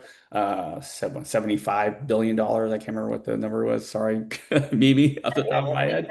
But the implication, right? 1 month, right, is you're looking at about $7 billion. Larger than the size of OHSU currently, right? As up to sort of 3 months, right, where you're looking at $20+ billion in having operating reserves, assuming kind of full UHP benefits. So we don't need to kind of cover this point again, but sort of when we think about sort of how do we get the money, sort of like think of this as like, funding, where is the money coming from, right? And the first thing that the group was trying to say is like, well, we should be thinking about reserve transfers, right? Like a lot of what we're trying to do is sort of harness the existing system, and those dollars that are meant to sort of be paying for services today, can they be moved forward? And obviously, it's a great use case because it's really been those dollars are already in the system. We should just count for them. They don't have to be, we don't have to have net new funding. But again, depends on the sort of legal and constitutional and other statutory restrictions, or whether or not those things can be swept into a new entity as opposed to being servicing from the entities that are currently working for. The other big kind of source here, and particularly if you thought about sort of one-time funding, and or sort of money that doesn't have to be necessarily as liquid from a risk from a sort of expenditure perspective, is thinking about sort of state appropriations or using dollars that are already in that reserve. So thinking about sort of one-time funding from the general fund or the rainy day fund, right? That can be seed capital. This is kind of a great sort of like way to think about like, well, we need sort of seed capital to kind of make that first kind of call it our, one time, or sort of deal with sort of transition costs, and can existing parts of the state budget be available to it. The other kind of key piece that we could help kind of with the startup and pieces are things like temporary transition taxes. So think of it as basically, you could enact shorter term, more limited terms of the UHP's permanent revenue structure in order to kind of help finance kind of startup or one-time dollars to help sort of build reserves in the program that then could be either wound down or replaced or remodified once the existing plan is in place. The program UHP could also simply borrow the money in terms of interfund loans. So governments do this all the time as they manage different funds for different purposes. There are some statutory and other limitations to this, but basically some programs are required to have pretty large reserves as well, but maybe they don't tap them as much. And you could sort of borrow from those funds at fairly low interest rates that could help provide sort of some of these dollars in a time basis. Obviously, a big challenge here is even under sort of more friendly sort of interest rates, there is sort of an additional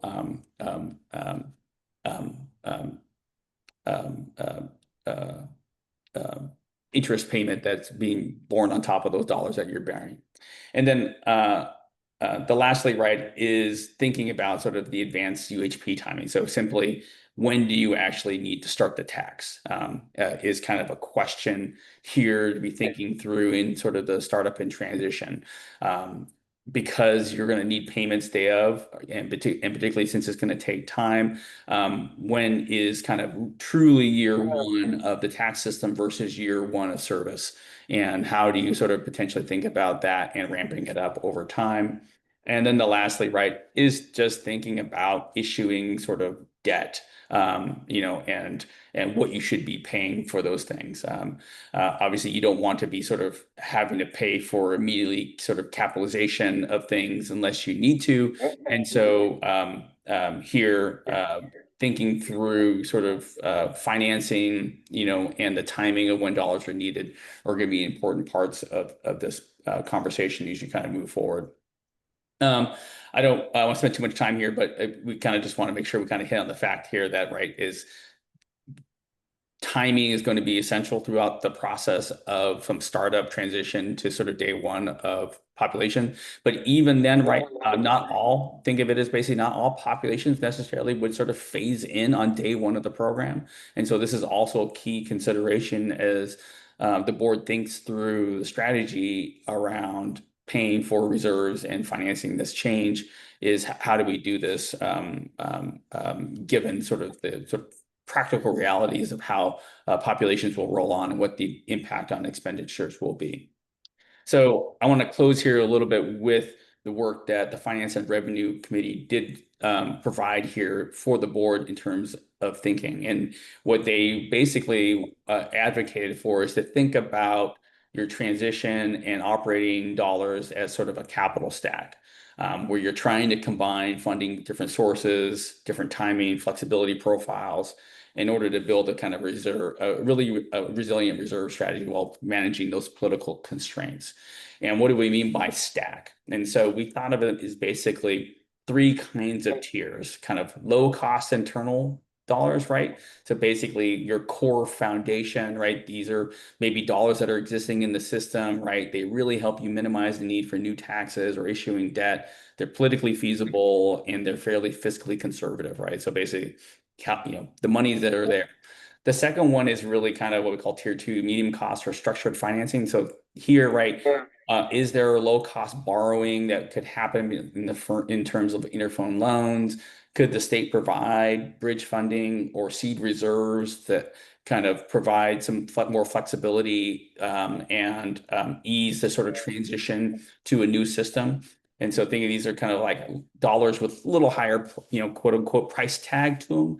And then the last tier are kind of our sort of kind of highest opportunity cost dollars, right? These are truly new dollars that we have to find in the system, right? And this could be, things that have greater sort of political or economic costs, and think of them as basically, do you need a new additional fees? Do you have to start the tax marginally earlier than you would like to pay for these types of things?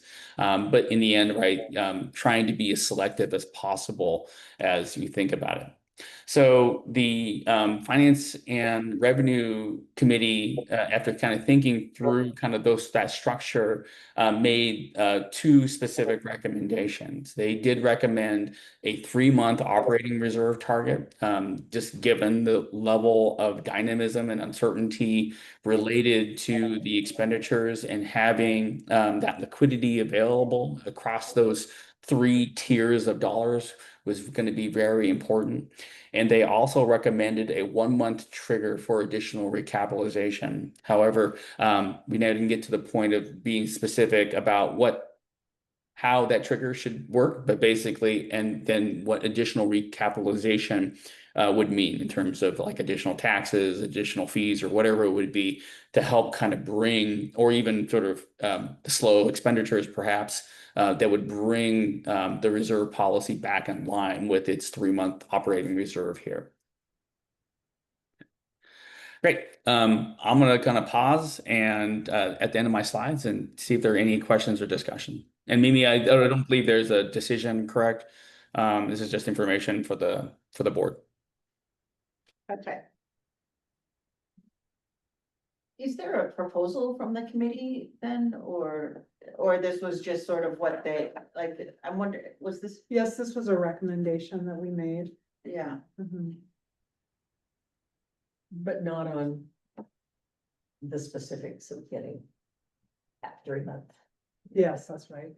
Mhm. We just made a recommendation on how many months of operating reserve target, and then that 1-month trigger is more than that.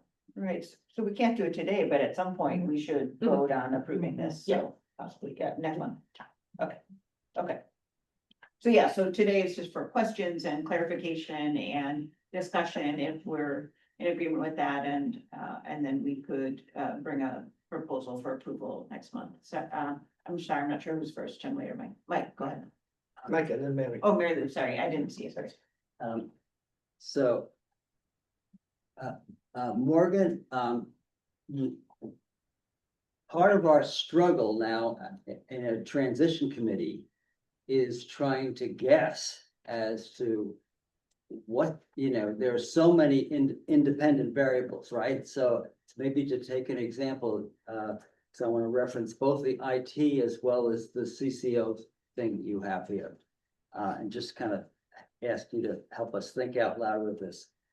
So if we know that without adequate revenue initially, something's got to give. And yet we can't say for certainty that we can do a big bang versus maybe we can get 80% of the population in versus for the first 2 years, we only get 50% in.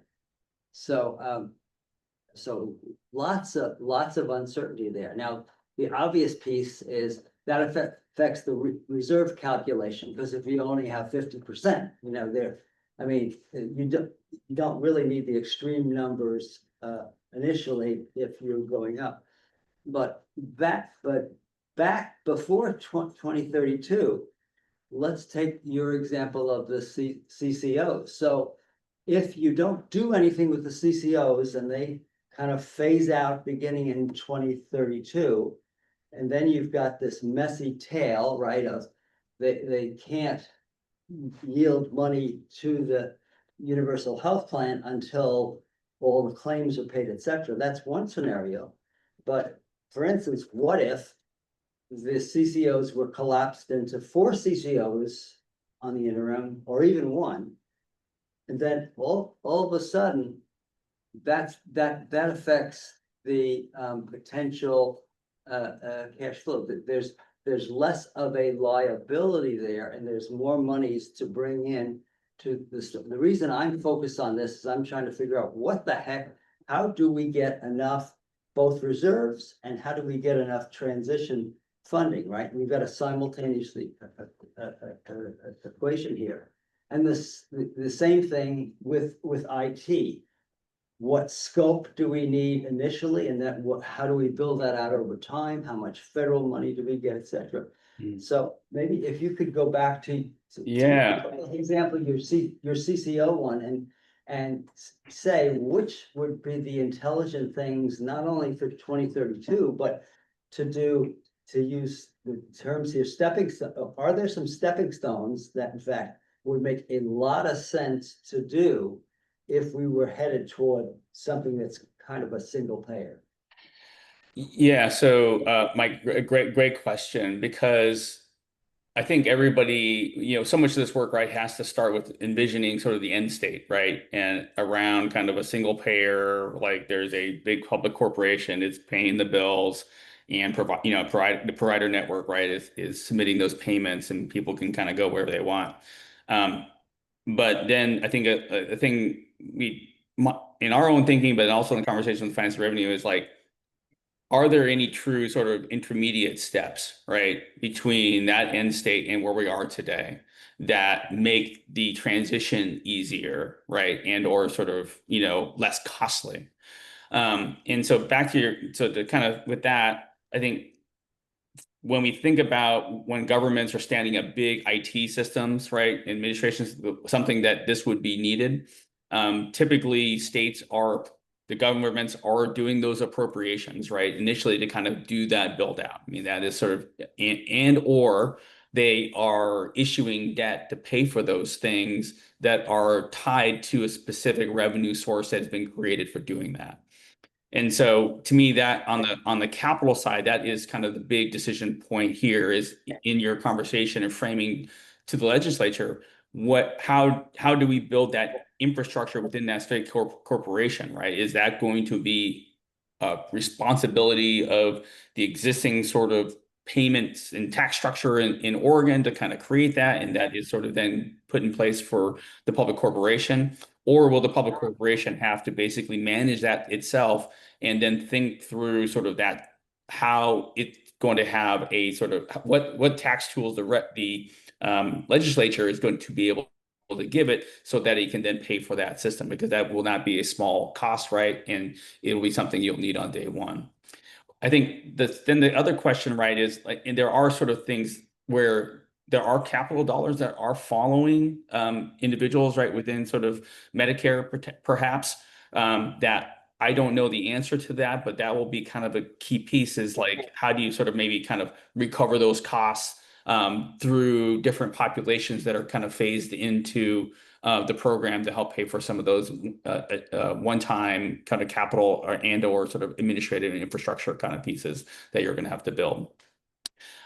I'm not quite sure I understand kind of the CCO question in terms of operating reserves, because I can think of, maybe you're suggesting is there an intermediate step of the CCOs here, right, that makes it easier for us to launch the universal health plan by consolidating and sort of transforming so the nature of those entities and using their existing sort of financial capacity to kind of cover both reserves and populations. I don't know, but I think like to me that would not be something as you think through kind of like what are going to be your pain points between the end state and kind of where the system is today. Is there a configuration there that gives you some benefits as opposed to just making life harder for you? I don't know, honestly.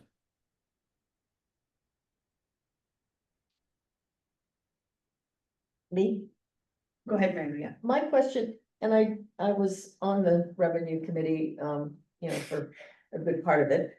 But did we ever really look at the other big public corporation is SAFE? And how did they establish their reserves and what are they? And, when it began, I don't know. I'm just sitting here wondering if any of us have ever talked to the SAFE folks about. I this know issue. SAFE came up, but I know it wasn't listed as an example here. Yeah. So yeah. So right. So that's a workers' compensation insurer. And we did take a look at that, but it's sure, it's relevant because it's the big state corporation. It has insurance environment obligations over time. And it's created by the state, right, to achieve its own sort of public purposes. And they do maintain some dollars, but they don't treat their reserves necessarily as sort of excess cash. And they're really kind of there to ensure that claims can be paid regardless of kind of economic conditions. So this is like a little bit kind of something here. Why it's a little different. It's that you're serving a very defined population, and then the insurance and regulation and actuarial standards here might be not the same. And the way that those reserves are funded are through sort of the unemployment insurance that employers pay. And so there are some similarities here, I think, and some differences. But I think, from a sort of big lessons learned here, I think you're really operating as kind of a insurance piece, right? And the reserves are part of that sort of premium that employers are paying into the system. So, Okay, so Chunwei and then Judy, and then we gotta stop and take a break. So we're a little behind time, but go ahead. I just want to make a quick comment on the policy context. The Finance Revenue Committee recommendation was largely modeled after Taiwan. I want to give you more context on Taiwan.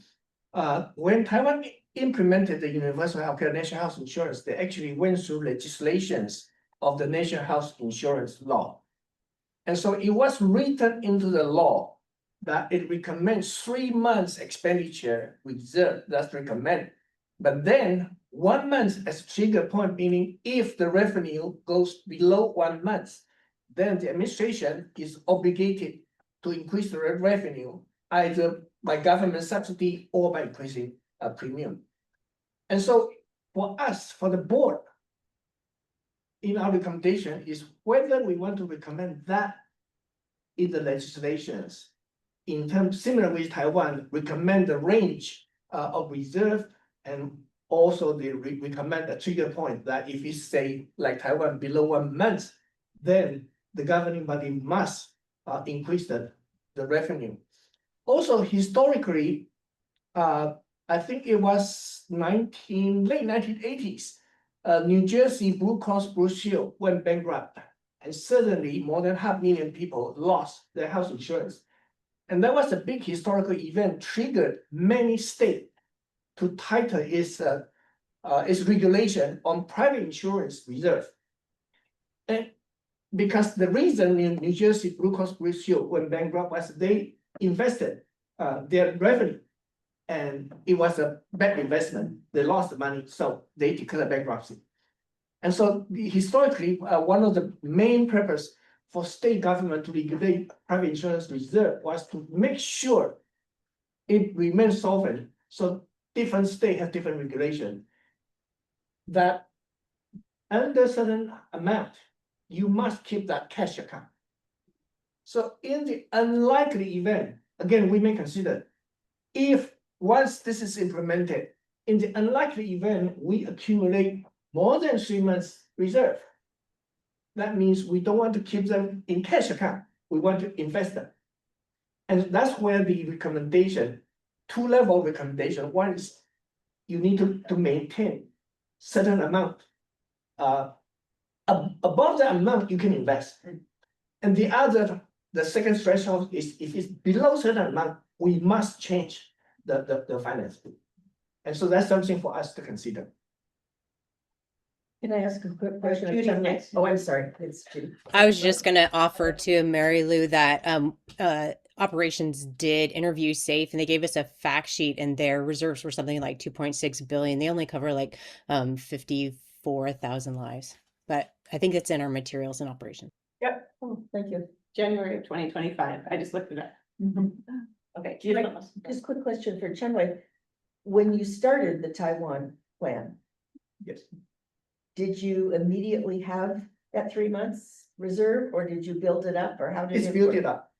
But Taiwan's national health insurance didn't start out of scratch or out of blue.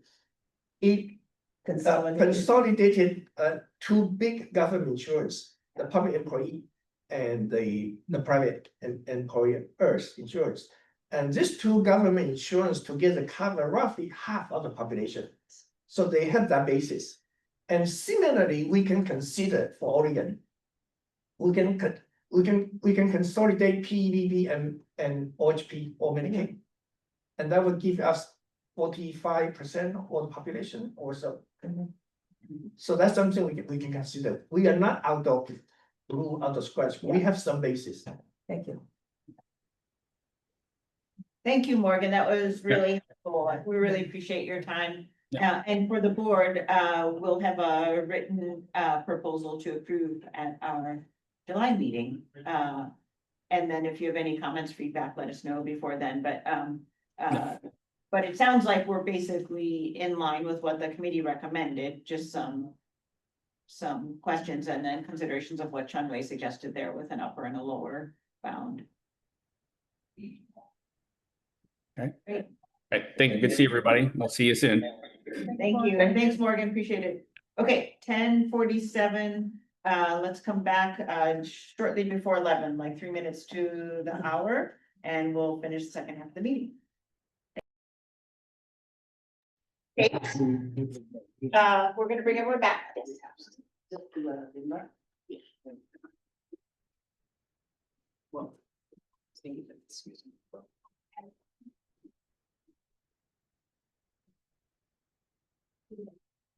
Yes, want the whole, like, all the components of it, so no, first vote on. I'll let you know. Yes. And then, Okay, right. So the lodging first. yeah, that's why I started to And say then the revenue that word altogether. just left me. Thank you. Yes. Yep. Okay, great. Is Bruce on it? It's on. Yeah. So that's another group of these guys. Yeah. Okay, great. Welcome back, everyone. So our next topic for discussion is our revenue plan. And there are two components here that we need to consider for a vote. One is to review the lodging tax, and then the second is to consider the revenue strategy as a whole, if we're ready to commit to that. Again, we don't have to vote on those things, but the hope is today we can get through that and come up with a vote. So I'll turn it over to me. All right, thanks, everyone. Thanks for being here again. I thought I would once again provide a recap of the board decisions. So the first four items actually were the same as they were last month, a preliminary proposal, which was voted on in November of 2025. A healthcare personal income tax with the exemption threshold being at 200% of the federal poverty level. Oh, see, sorry.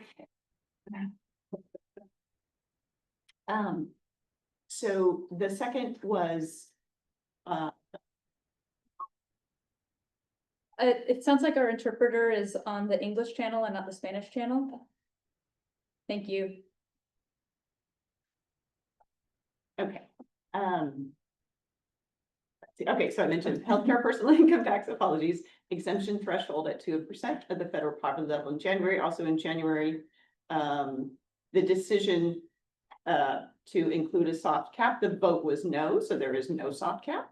The employer payroll tax credit setting the rate at 50%, the vote was yes in January 2026. And then at our last board meeting, the proposal to include a household size rate readjustment, the vote was no on that, so there is no household size rate readjustment in the current proposal. And then the last proposal that went in front about the Medicare Part B premium to revise the revenue strategy so that the universal health plan covers all Medicare Part B premiums and then not have the Medicare Part B premium tax credit. And that vote was yes. So in the current proposal, there is a Medicare Part B premium payment for all those who would require Medicare Part B premium.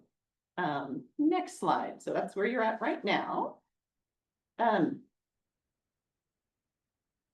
So I wanted to briefly go over this graph table rather. You'll see those those green arrows. This is to ensure that people understand that the current percentages do not reflect the changes made by the decisions that happened at the last board meeting. So they have not been updated. So people are aware of that. And I think what's important to recognize, if you look down at the bottom under the household size rate readjustment, although taking that out did not change the revenue replacement target, what it does change is the percentage of which component of the revenue proposal, how much of a percentage that will make out for. So in other words, the household size rate readjustment was about 3.4% of the total. With that gone, there will need to be a decision by the board about how that will be shifted. That decision isn't happening today, but I just wanted people to be clear about that. We also recognize that changing the Medicare Part B premium from a tax credit to a payment would increase, again, using the 2022 revenue replacement target, it was estimated to increase that by $1.05 billion. So again, the target would change and the percentage of each of the revenue instruments, how much they contribute to the total will also eventually change. Okay. Clear about that? Do you have a question? Back to the household readjustments. Mhm. Okay. My understanding was, and maybe I'm wrong, that it would just shift how it would, that it wasn't going to be like the Medicare, that is an additional 1 Correct. billion, You are correct. but it's just shifting kind of who on that spectrum pays. Correct. You're 100% Thank you, correct. that's all I want. Yeah. All right, next slide. Thank you. All right, so when we go through the basic revenue proposal line item, you can see the things that the board has approved. And there is an empty space, and that is by the Oregon lodging tax. So the proposal, and actually, let's just pop onto the next slide. In the proposal, for an inclusion of an Oregon lodging tax, I'll kind of give some percentages here. Currently, in 2025, rather, the state lodging tax was at 1.5%. After House Bill 2977, which is effective January 1, that adds an additional 1% to that 1.5%. In other words, increasing it to 2.5%. It actually increases the tax by 66.6%. So it's a big jump. That's a big difference. Yeah. That actually was amended, I believe. I think it is now 1.25%. Our 2026 state lodging tax is 2.75. So it will, oh, okay. In effect right now, it's 2026. So the state lodging tax right now is 2.75. There was an amendment. So it was increased even further. It was increased further. Well, I'm sorry, I apologize. Didn't catch that. All right, well, then it increased it by even more than What does 66. it mean that I follow tax? Quite interesting. All right, so, in that case, I'll revise this slide. Thank you for letting me know. However, for our purposes from finance and revenue, what they proposed was that a lodging tax they would increase the lodging tax by 0.2%, which at the time would mean it would increase the total of that by about 8% more would be collected, put it that way. So now apparently the new lodging tax would be 2.95. If that were, now the estimated revenue is still in 2022 dollars. It is estimated at $5 million. And I will say I went back through all the notes of the Finance and Revenue Committee about when this was proposed. And there definitely was discussion. Some people felt that it was too far removed from sort of healthcare in general, so should not be taxed. Other people felt like this may be a way to use some of the funds that come from out-of-state people for when care is needed for out-of-state people that they are not able to pay for. So that discussion went back and forth. During one of the meetings, there was what is called a fist of five vote with if people were indicated 5, that meant they were in complete favor of the including the lodging tax. And in fact, that was what happened. They were all 5s from the Finance and Revenue Committee. And then it was also included in the basic revenue proposal that was put forth to the board. So that was voted on by the Finance and Revenue Committee and put forth to the board. So I will leave it at that and request that someone, if you would like to clarify or make a proposal, whether Oregon lodging tax should be included in the in the revenue proposal. I'd make the motion to include the lodging tax in the revenue. So that would be the 0.2% lodging tax. Yes. Okay, so to include a 0.2% lodging tax as part of our revenue strategy. Is there a second?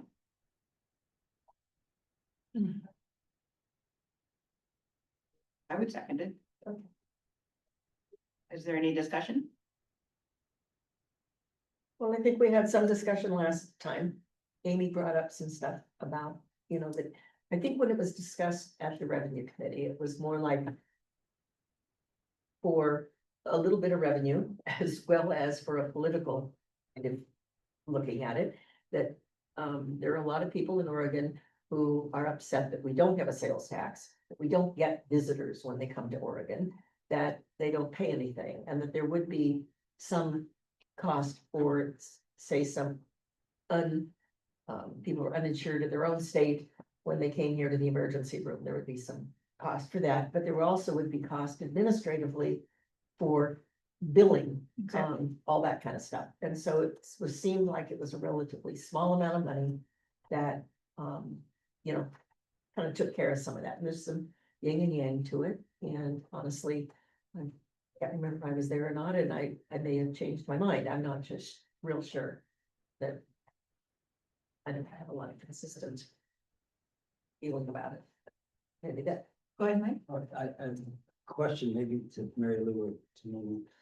So of this thing, not only is it small, but how much of that really comes from out of state versus people? Yeah. Because if you told me that 4 out of the 5 million is gonna be collected by Oregonians again, I'd be less inclined to think this is materially getting money from people. I'm much more concerned about people that come from out of state because they want to get some medical benefits than I am for getting $1 million or whatever from some Californians. Go ahead, Michelle. I was just looking things up, and I'm coming across some news reporting from the debate when this was being considered by the legislature to raise the state lodging tax. And according to the bulletin, the Bend Bulletin, and I'm looking for the source of their data, it says nearly 50% of lodging taxes on hotel stays in the state of Oregon are paid by Oregon residents. traveling within the state. So I will look for the source, but I had that same question, Mike, and that's what I'm finding in my quick search. I'm also curious on the administrative side, since this is something that's already collected, I'm assuming we wouldn't have to stand up a whole nother Correct. process for collecting this tax. So I assume that would be a pretty small right. administrative cost.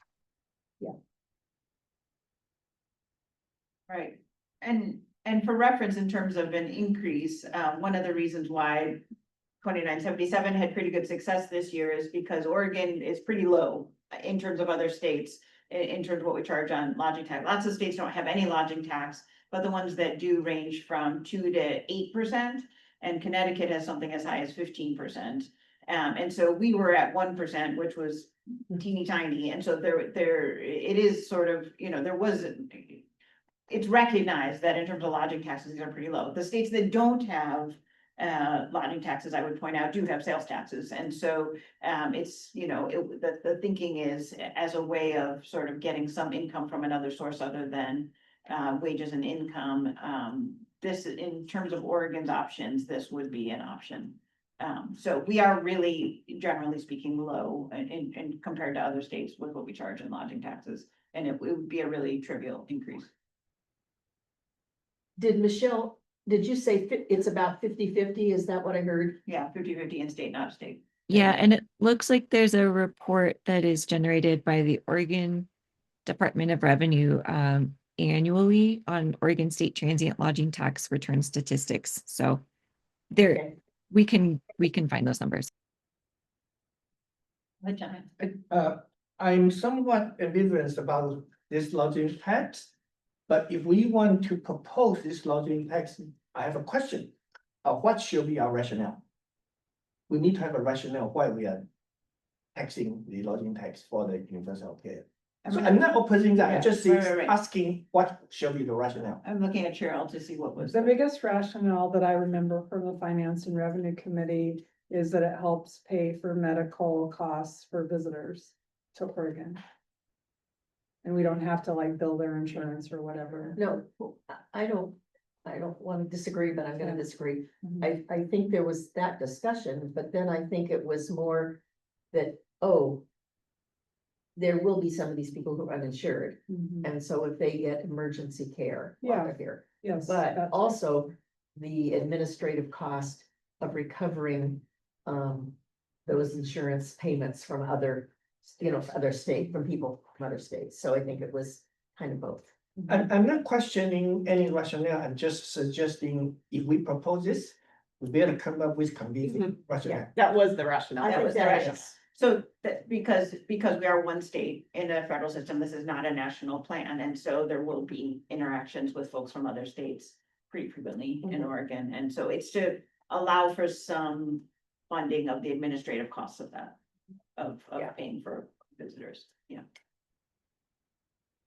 Okay, there's been a motion and a second. Is there any further discussion? Just a question, given, Ellen, what you said, just if that's true, that this is really low anyway. While I'm not sure this is worth the squeeze here on this lemon, is there any logic about why it's 0.2%? I mean, I'm gonna look at Cheryl again. I honestly don't remember why that is. I just don't.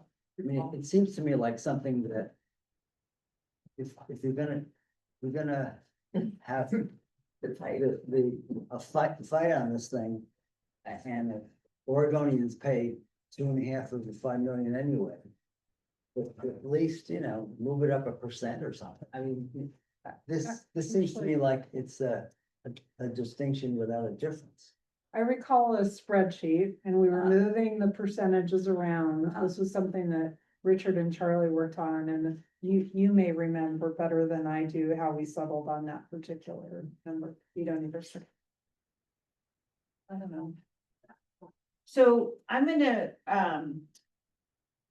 when we vote on the revenue proposal, we're gonna go back to that in a second, but what we're voting on is the proportion of the revenue, the revenue target that we're trying to get to, so the reserve, not reserve, what's the revenue replacement target, the proportion of the revenue replacement target that's gonna come from various sources.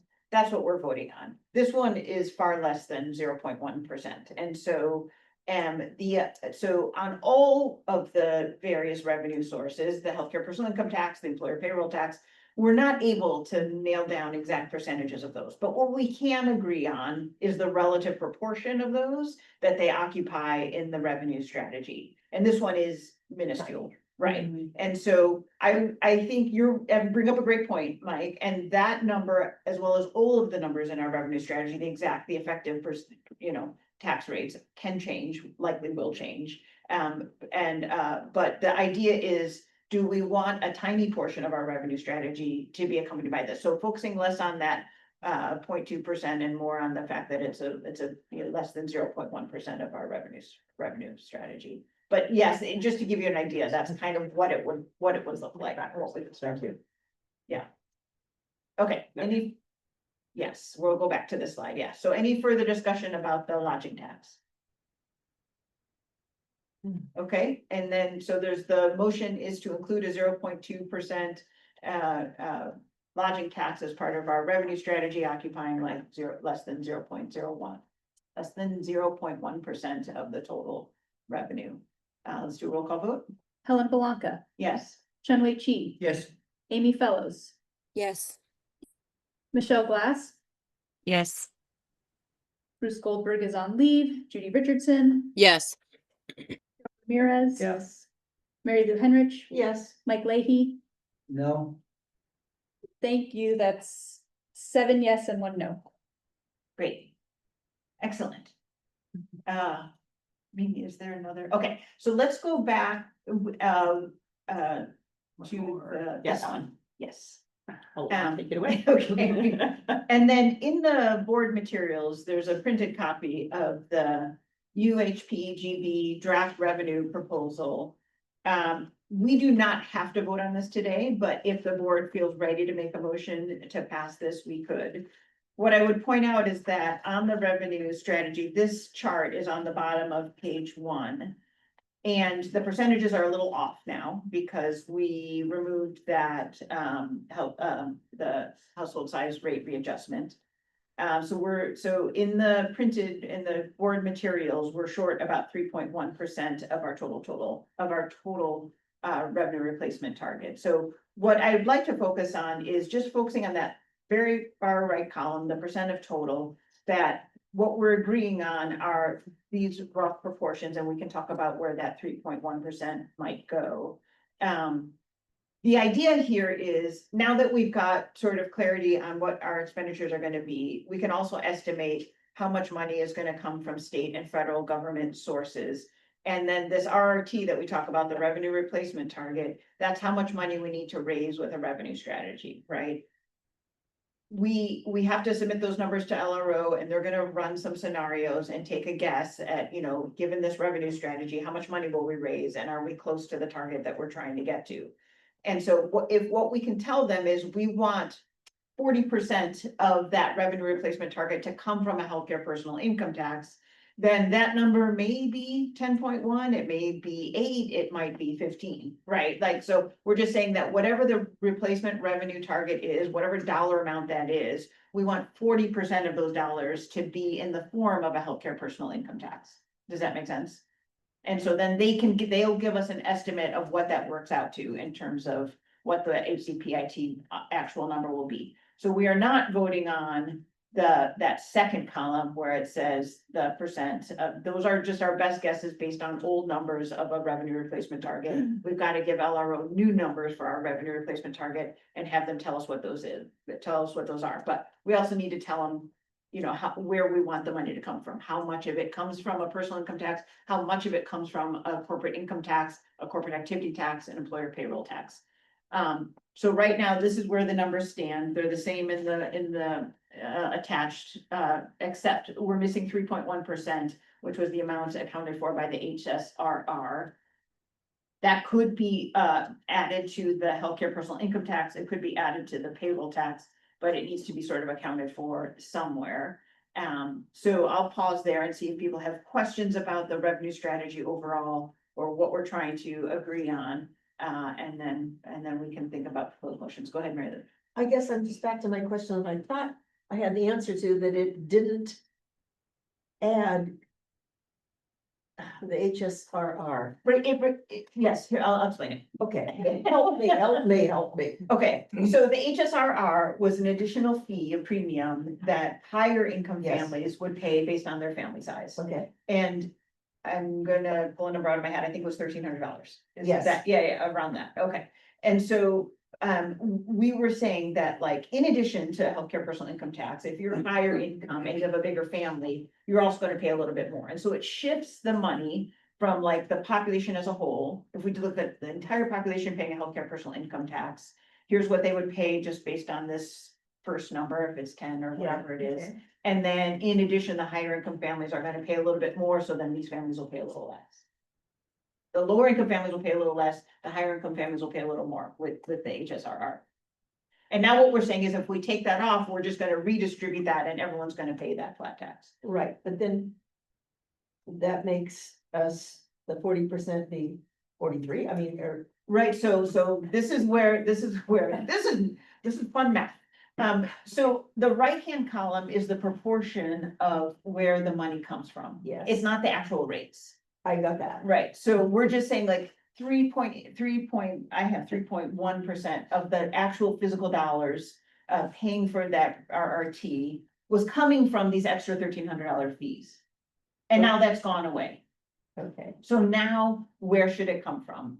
Like the logical place would be to just put it back in the HCPIT. okay, And say, so these numbers, the numbers in the right-hand column have to add up to 100, right, got that. and they don't right now. They add up to 96.9. Oh, I had to add them. Yeah, they All right. they add up to Okay. 96.9. I see. And so we just haven't figured out, like, so what, like, the logical thing to do is say, look, we're not gonna charge those bigger families more. We're just gonna account for, the HCPIT is just gonna account for 43% of it instead of basically 40% and 3% to bigger families, right? So we can talk about it more if you want to, but basically we just they have to add up to 100.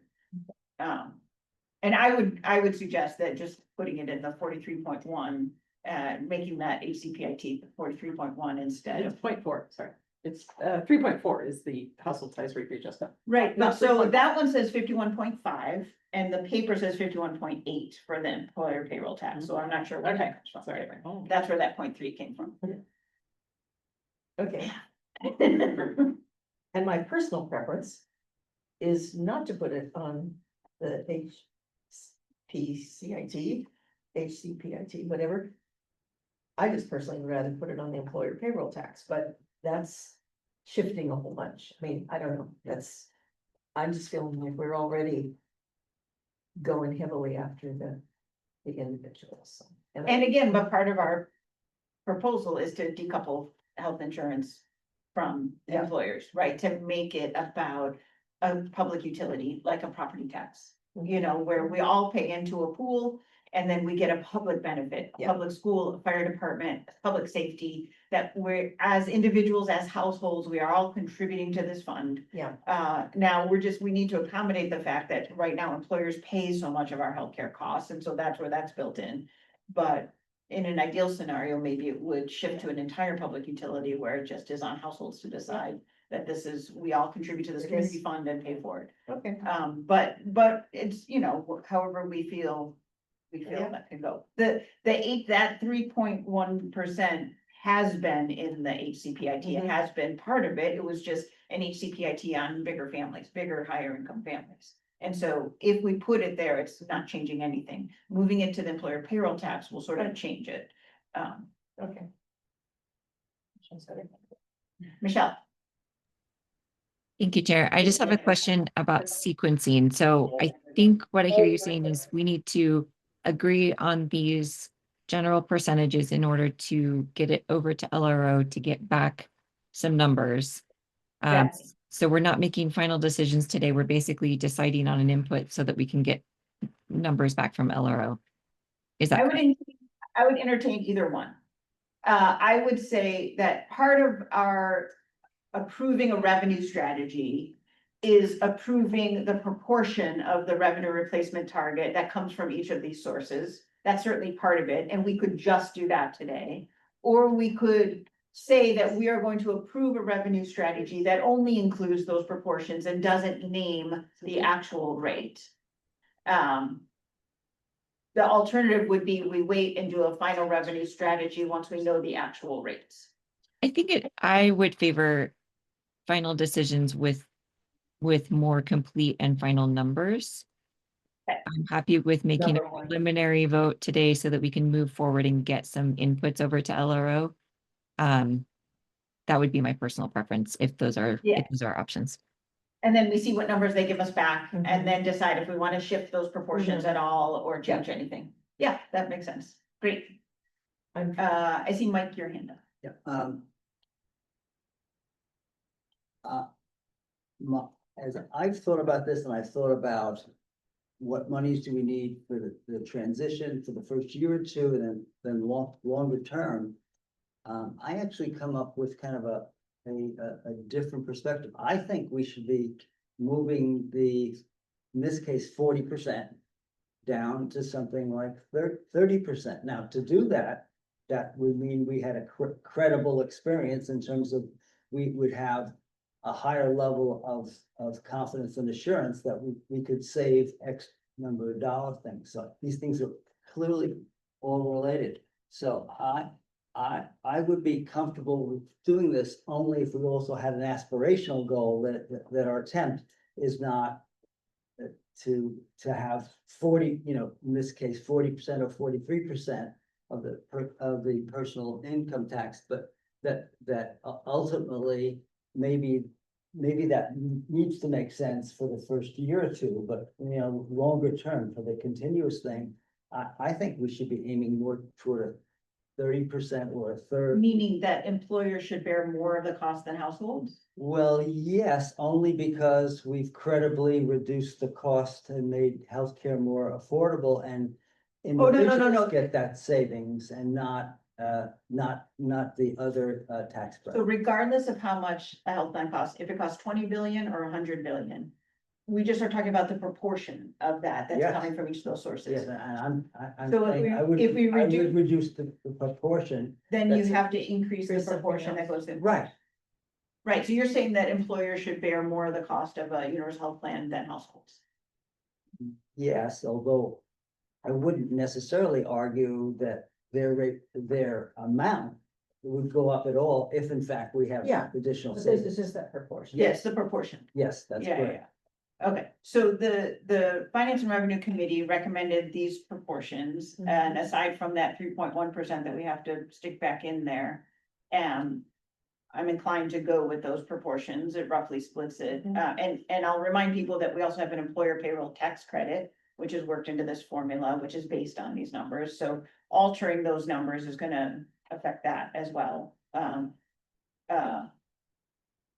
So just to keep that in mind. Any other comments or discussions about the proportions? It's roughly almost 50-50, not quite, between the employer and the personal, 43.1 versus 51.8, but in rounding. And yeah, 51, Yeah. Go ahead.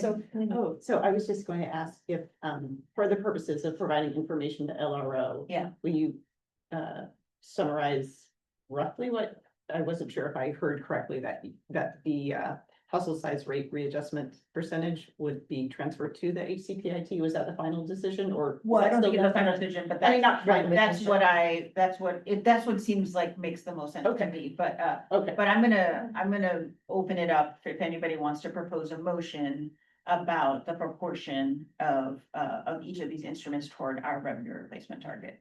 If anyone would like to make a motion in that regard. Thank you, sir. Well, And it wouldn't be final. for purposes of moving this along, Okay, I so move that, what you said first. For the purposes of getting something to LRO. Yeah. For them to give us more feedback, right. that we go with these proportions that are in this final column. That we propose that we ask LRO to come up with percentages for various taxes based on a revenue strategy that for the revenue replacement target, 3.8% of the revenue replacement target comes from a corporate income Yeah. tax, 1.3% comes from a corporate activity tax, 51.5% comes from an employer payroll tax, and 43.1% comes from personal income tax, healthcare personal income tax. And then less than 0.1% comes from a lodging tax. Yes. So that's the motion that Mary Lou has put forward. Is there a second? Thank you. I will second. Give a second. Okay, great. Any discussion?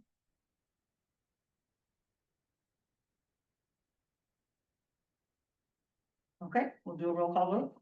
Helen Belanca, Yes? Chun-Wei Chi, Yes, Amy Fellows, Yes.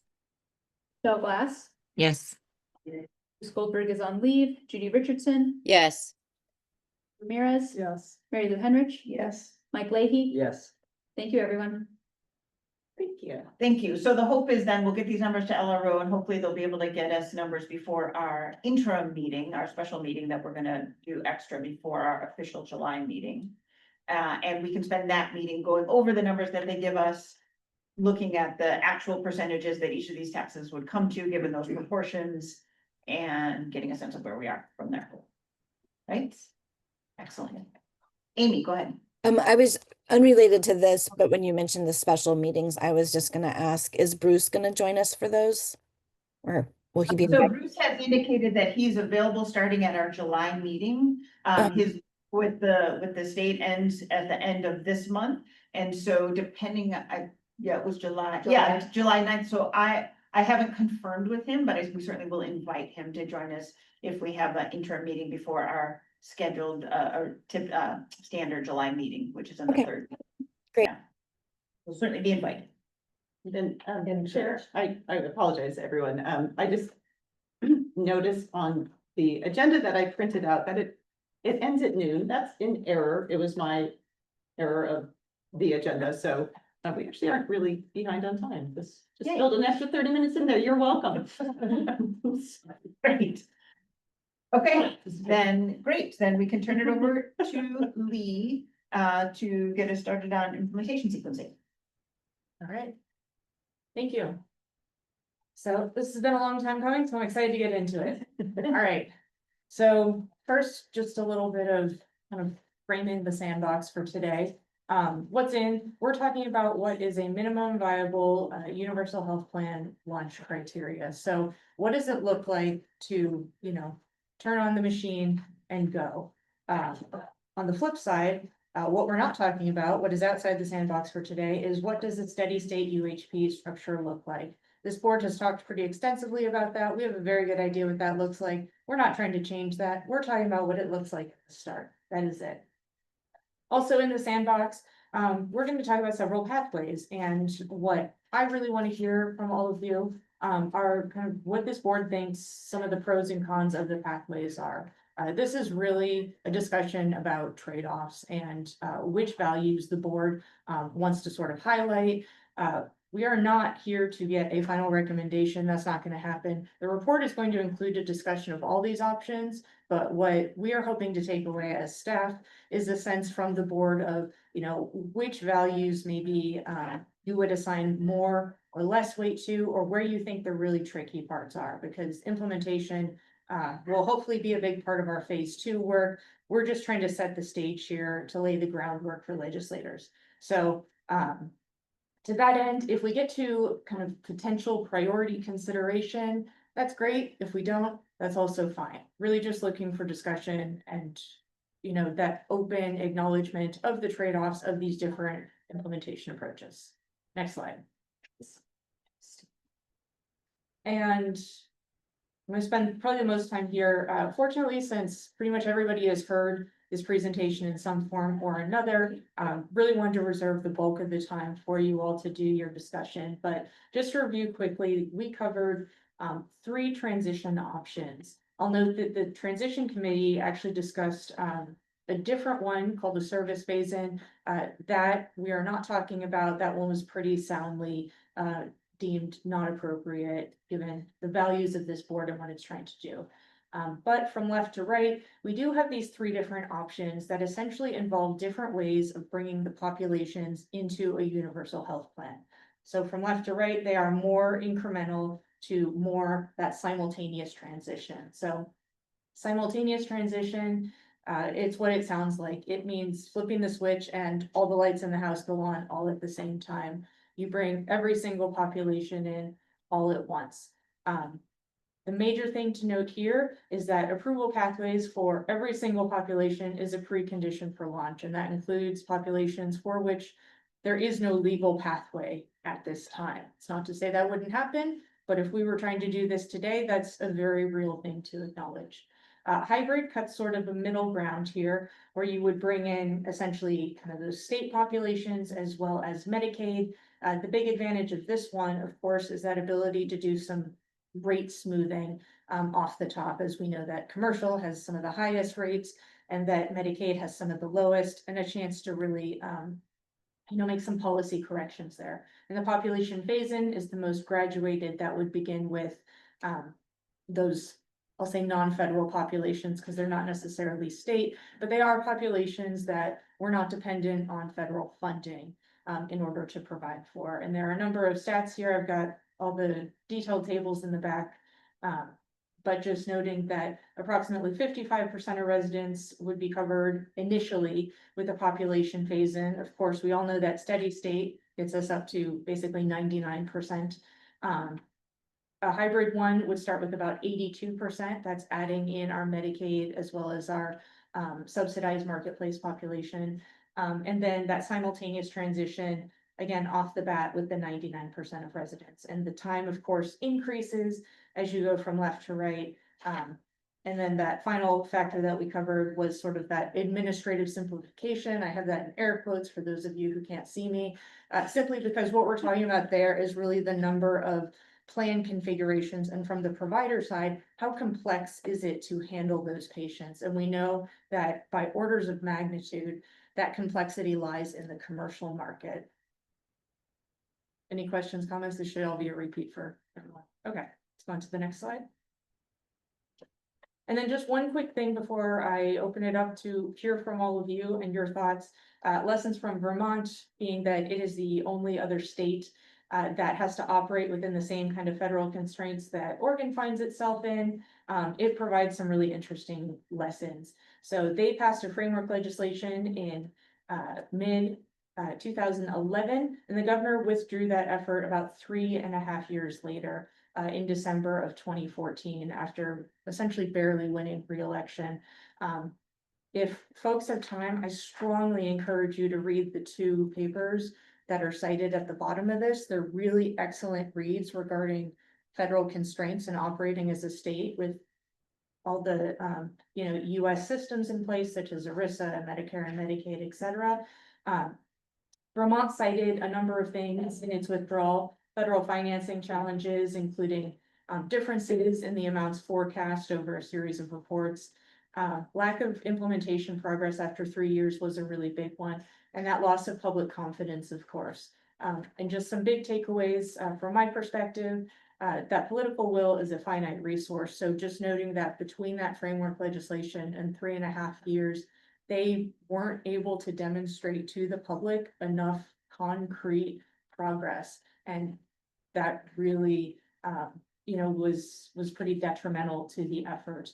Also, that reliance on federal dollars to launch did create some challenges. So tying back into Morgan's discussion about, the financing, that's an important piece to keep in mind. Federal dollars are there. How much you want to depend on them can potentially change the calculus of things, excuse me. And then just those constraints of operating as a state within a federal system, that they are significant. And we have not only, on the easy side, you can say you have Medicaid and the marketplace where there is an established pathway. And we know that even that can be difficult. Anyone who's ever been involved in negotiations with the federal government knows that it takes a lot of time and it's extremely complicated. And then we have Medicare, where of course we don't even know what that would look like because we don't have a process for it. If we were to be doing that, we would be really truly breaking new ground, building the trail as we go. So that would be extremely difficult. And then, of course, there is also ERISA, which kind of constrains us in this funny, like, you have to dance around them, is how I sort of think about it. They're there and you want to try to work with them, but you can't force those self-funded employers to do anything. So these are all really important considerations and a really difficult topic. So I can't wait to hear what all of you think about it. Judy. Thanks, Chair. So I feel like we've had this background and conversation a lot. And thank you, because it can be complicated. And we've talked about lots of views of the different options. So I'll say my position feels very strongly to offer a pathway of a population phase in, because it gives a test of concept with a very highly vulnerable population now, which can strategically engender goodwill with a segment of the population that's at need, and a legislative body that's also needing to respond to these folks who have lost insurance coverage because the ACA marketplaces, they've been priced out of individual insurance, or because they have lost coverage on the government plans. So that's my position in thinking about this, and also to remind the board members that it's not this is not a binary decision. This is a pathway towards full universal health plan coverage. So Judy, are you saying like start with the folks that aren't governed by any waivers, and then as you pursue waivers, pull those people in? Correct. Great. I'm not sure who was next. I'm sorry. Mike, go ahead. Okay, well, first, I totally agree with what Judy just said. I would add a couple of things, that if we go in the direction of a population phase-in, and if for some reason we can't do everything, there are levers that we or our successors can do. For instance, we can include dental, but there are things we could phase in and others to meet this. The advantage, as I see it, of this phase-in is it gets us to potentially do things as early as possible, and I think that matters. I think that the perfection that we could do 10 years from now is just lovely, but the system is breaking up. Providence is getting out of the Alpine game, this year. I mean, so I think the practical thing is what Judy said, and I support that thinking at this juncture. Great. Mary Lou? I'm concerned about the revenue taxation, how it would work if it's like everybody's supposed to be involved and buy into this thing, but only this little group over here is really getting any benefit out of it. And I'm still paying my, whatever I'm paying, for premiums for something else, Medicare, whatever. I'm not opposed. I just can't quite get in my head how we sell it to the public to get the taxation things we were just talking about. Right. I would respond to that quickly, and it's selling the public utility model. I mean, all of us, whether you have children or not, pay property taxes that fund schools, right? And some folks that are paying their property taxes that fund public schools either don't have children or they send their children to private schools, but we agree that that's a public utility that we all contribute to. Okay. And so what I would imagine, I don't know this for sure, but what I imagine is if we started with the population that doesn't require any waivers, so basically the uninsured, the individual market, the commercial market, and we started with them, that the overall actual effective tax rates would be far less, because we're covering fewer people. Everybody would pay it, and it would fund that, and it would give us sort of this ramp. But it really does involve selling the idea of healthcare as a public utility and as a common good that everybody has a right to, which is what we've said in our Constitution. It really would fulfill that idea, but I'm not sure it's just, it's about communication and getting people to agree that Yeah. that's our goal. But in back forth of it, I would have a right to send my child to public school if I had a child. Absolutely. I don't have a right to really do this if I don't fit in that commercial market. They do have a right to healthcare. Yes, absolutely. No, they're still, they have Medicaid, they have Medicare, they're getting their healthcare as they always have. We're not taking away their access to healthcare. No, but they're paying twice. Not the folks on Medicaid. The folks on Medicare? Medicare would be paying twice. Paying Yeah, twice. the Medicare folks would be paying twice. That's Yeah. true. And it's a fairly large group of people. It is. So we'd be asking them to chip in to a public utility of which they don't need. Right. Yes, that's true. And we wouldn't get, the other thing that I keep looking at is the administrative savings at both the provider and the payer end. And it's a little more complicated, if you have, these different ways going. That's true. Yeah, Amy's got a I hand. like the hybrid. Yep. Maybe Amy has. had Amy her was hand up. first. Okay, go ahead, Amy. Yeah, so my concern is that we are, if we do the population phase in rather than the hybrid, we are kind of reinstituting a two-tiered system for people who, are on Medicaid or Medicare versus everyone else. So I don't know how we would like put guardrails in place to not do that. Can you say more about that, Amy? What do you mean by two-tiered system? I mean, I guess it depends on what the provider reimbursement is compared to Medicare and Medicaid and those kinds of things. But, how Bruce talks about wallet biopsies, so we have one group that's this and then others that are getting federally funded healthcare. Yeah, one proposed strategy for that would be a standardized fee schedule. So to bring the Medicaid payments up closer to Medicare, so that there isn't that discrimination at the provider site. That's currently not, I mean, that's one of our stepping stones, and it's an issue that others are working on, but that would be one way of addressing that. If we did a population phase in and coupled it with, if not full standardization of the fee schedule, at least closer to it, at least sort of to recognize that difference and to bring Medicaid rates up. Yeah, that because before Medicaid expansion, not very long ago, like here in Eugene, a lot of doctors just refused to take Medicaid.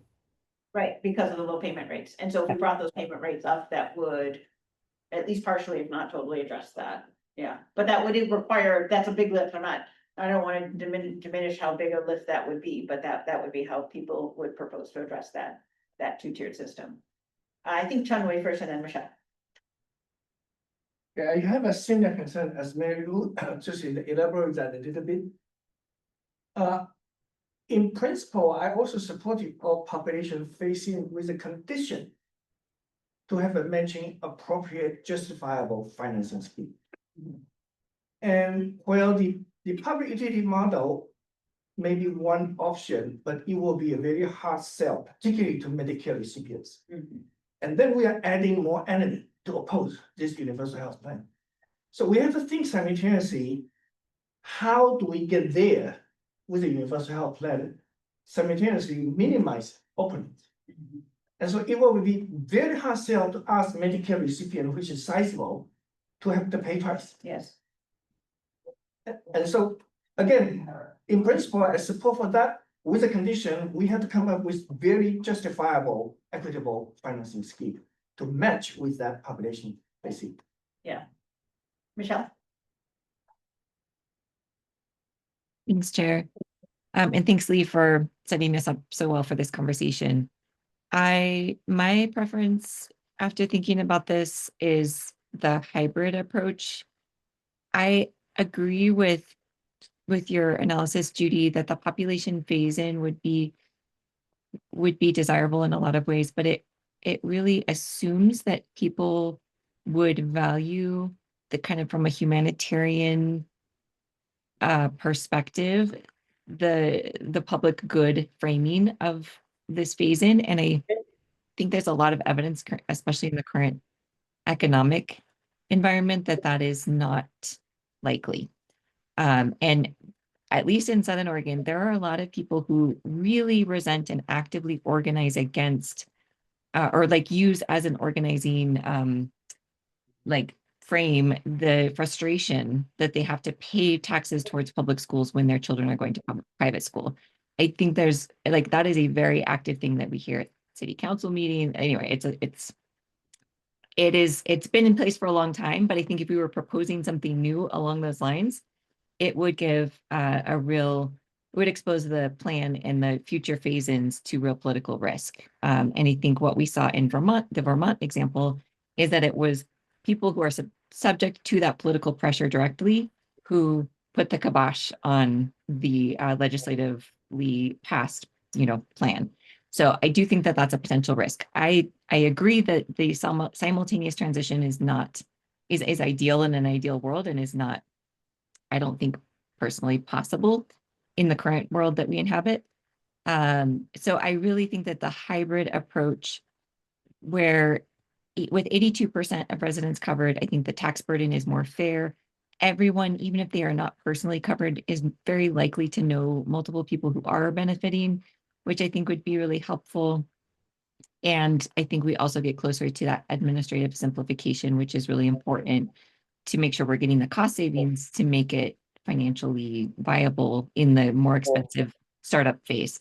So that would be my my preference. I also am curious if it would be helpful, Lee, if you're willing to state clearly, I know it was in our slides before, but kind of what populations specifically are we talking about when we look at population phase-in versus hybrid? I think that might be also helpful for this conversation. Absolutely. I don't know if anyone's. Yeah, go ahead, jump in. Okay. Yes, so what was presented for the population phase-in was 3 different phases. Phase 1 being OEB-PEB, employer-sponsored insurance, the incarcerated populations, and the uninsured. Phase 2 for that would have been Medicaid, as well as the subsidized marketplace. And then phase 3 would have been Medicare, as well as the federal employee health benefits folks. Under the hybrid approach, we would start with basically those first 2. So again, that's OEB-PEB, employer-sponsored insurance, incarcerated, uninsured, Medicaid, and the marketplace subsidized populations. And then ending with those 2 federal ones that we don't have any current pathways for. Amy? Yeah, I was just gonna kind of go back to what Michelle said, and unfortunately, if you look at our current education system and how you know people, the funding around it and all of those things, I don't know that, just that I think it illustrates that we don't really even have education as a full public utility, and that not everybody has bought into it, and it's, somewhat being dismantled at the federal level. But even at the state level, like that's a reality. It's not like it was in the 1980s or 90s or 2000s anymore. Thanks, Amy. Cheryl? In my mind, I'm kind of waffling between population phase-in and hybrid. I can see a case for both, and Judy and Michelle both made those strong cases, so I'm thinking about that. I would say in either case, I would suggest we look at carving out Medicare from the population so they don't have to pay. I just can't imagine that would be politically viable until we're ready to bring in Medicare, honestly. So I don't know if that's a possibility, is just to carve that out. I know we've talked about it and we've seen charts that take Medicare out. I feel like that would be probably really difficult to get through politically. I probably prefer population phase, and if I were to have to be forced to make a choice, I think there is a lot of public sentiment right now that is very negative towards commercial insurance in terms of the types of premiums and out-of-pocket payments that, I mean, we basically have catastrophic insurance, a lot of us in group benefits right now. So I think the time would be right to really pursue that path and, you know, this is 1 to 2 years. We should maybe take advantage of the public sentiment, and I think there is more political will. I know legislators are hearing about it. And then the dismantling of the so-called marketplace. Right, too. like the never let a good crisis go to waste. Yeah, exactly. The crisis that we're facing is uninsurance and underinsurance. The crisis exists in the individual small group market and to some extent in the large group market. Those are folks whose premiums are out of control. Those are folks who are dropping their insurance altogether because they can't afford their premium, whose out-of-pocket costs are through the roof. That's the crisis that we're dealing with. And so I'm in favor of the population phase-in, because politically, I think we're meeting the crisis where we are. We're still achieving our aim, but we're showing up within 1 or 2 years with a solution to the current crisis, which is that middle group of folks who have no option for coverage because they just can't afford it. Right, whether they're from a small business or or individuals whose employers don't provide insurance. The Medicaid situation is definitely an issue, and again, dealing with that with, you know, better rate schedules. The Medicare population, I agree, I think your suggestion, Cheryl, is really good one, that if we did a population phase-in, we could exclude anyone receiving Medicare benefits from having to pay a healthcare personal income tax, and that would alleviate that burden. We could just adjust the numbers. But I think the population phase-in makes the most sense given the crisis that we have right now, which is the folks right in between Medicaid and Medicare. Sort of everyone who doesn't qualify for either of those programs that's the group in crisis right now. And there's a very good article by KFF on this very issue right now. I think Mimi had your hand up. Yeah. This is not to weigh in on the debate, just to add additional piece of information in addition to that, the perspective of potentially not taxing those who are eligible for Medicare. Another option to consider would be paying Part D and Part B premiums, and that people would still have their Medicare. This is actually how some tribal communities do that. I see. So So the UHP would cover the cost of any Part B or D. Part B and D premiums. Yeah. So people would still get their Medicare, their taxes would go towards that. So I'm just saying, I'm not weighing in. Yeah. just, I'm confused. Say it again, because that. So if there were to be the universal health plan, the Medicare population would not sort of have their health plan through it. However, the universal health plan would cover the cost of any Part D or Part B premiums that are required for people to get coverage. Okay, so like that thing that we passed where we're gonna pay the Exactly. Medicare So premiums, just as a Okay. potential. so they would get that, but they still would. They would still pay the Retain- HCPIT. So this is to address the Yes. question of paying twice. So like one idea is they have to pay their Part B and D premiums, and then we're gonna impose a healthcare personal income tax on them. So that's the paying twice, and that's a problem, especially if we like don't include them in the initial UHP rollout, right? So they're not participating in UHP, but they're paying for it, and they're paying for their own healthcare, and then they're paying for the UHP. So another option, we could either say you don't have to pay the HCPIT, just keep doing what you're doing now. Yes, okay. Or I think what Mimi's suggesting, correct me if I'm wrong, is say you do have to pay the HCPIT, but you no longer have to pay the premiums. We'll cover those for you. So again, That's what you were saying. yes, Okay, that's yeah, correct. Thank you. okay. Yeah, we could go either way. We could take either one off their plate. We don't have to ask them to pay both. I think one of the things that has been brought up about Medicare, and at least back in the revenue committee, was the possibility of becoming a Medicare Advantage plan for the state.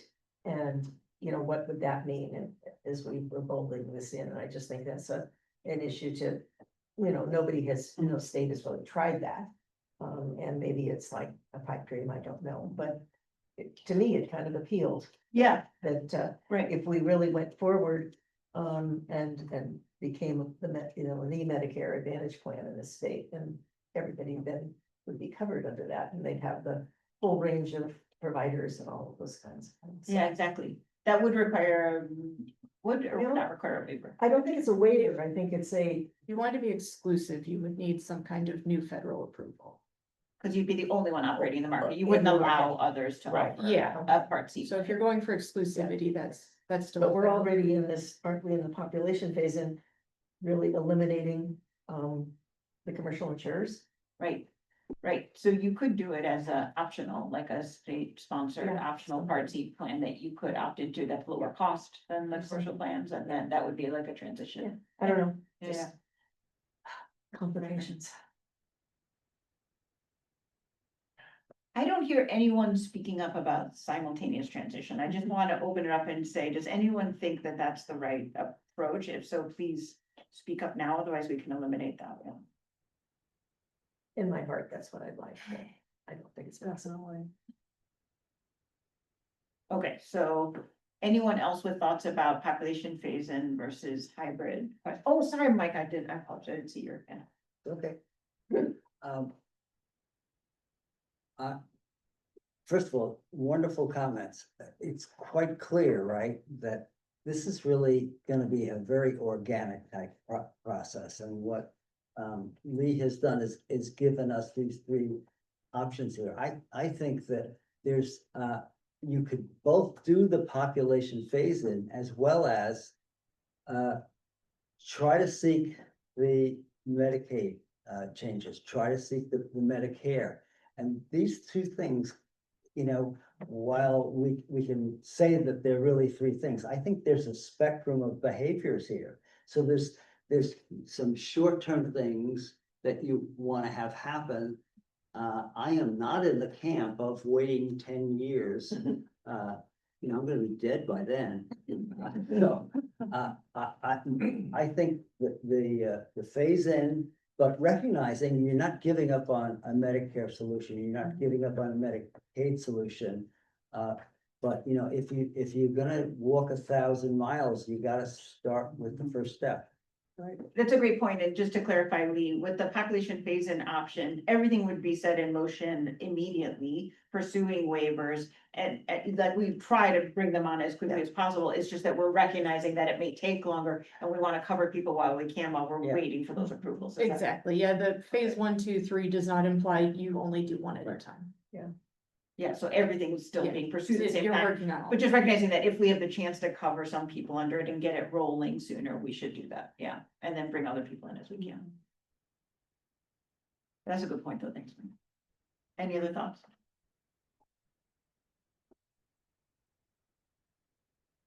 Just a little arrow between population phase-in and hybrid.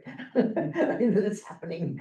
And this board is welcome to propose Yeah. hybrid, but Yeah. I'm open to ideas. Yeah. Yeah. And again, we're not voting on Yeah. this, we don't have to decide, and as Lee mentioned, you know, she will outline these three options in our report for the legislature to consider. But she, you know, just kind of getting a gist from this group, which sounds to me like a pretty strong favoring of the population phase-in, but really some consideration of hybrid as well. Should Okay. we do a, like, what was the thing that we used to do, the Fist of fist five. five?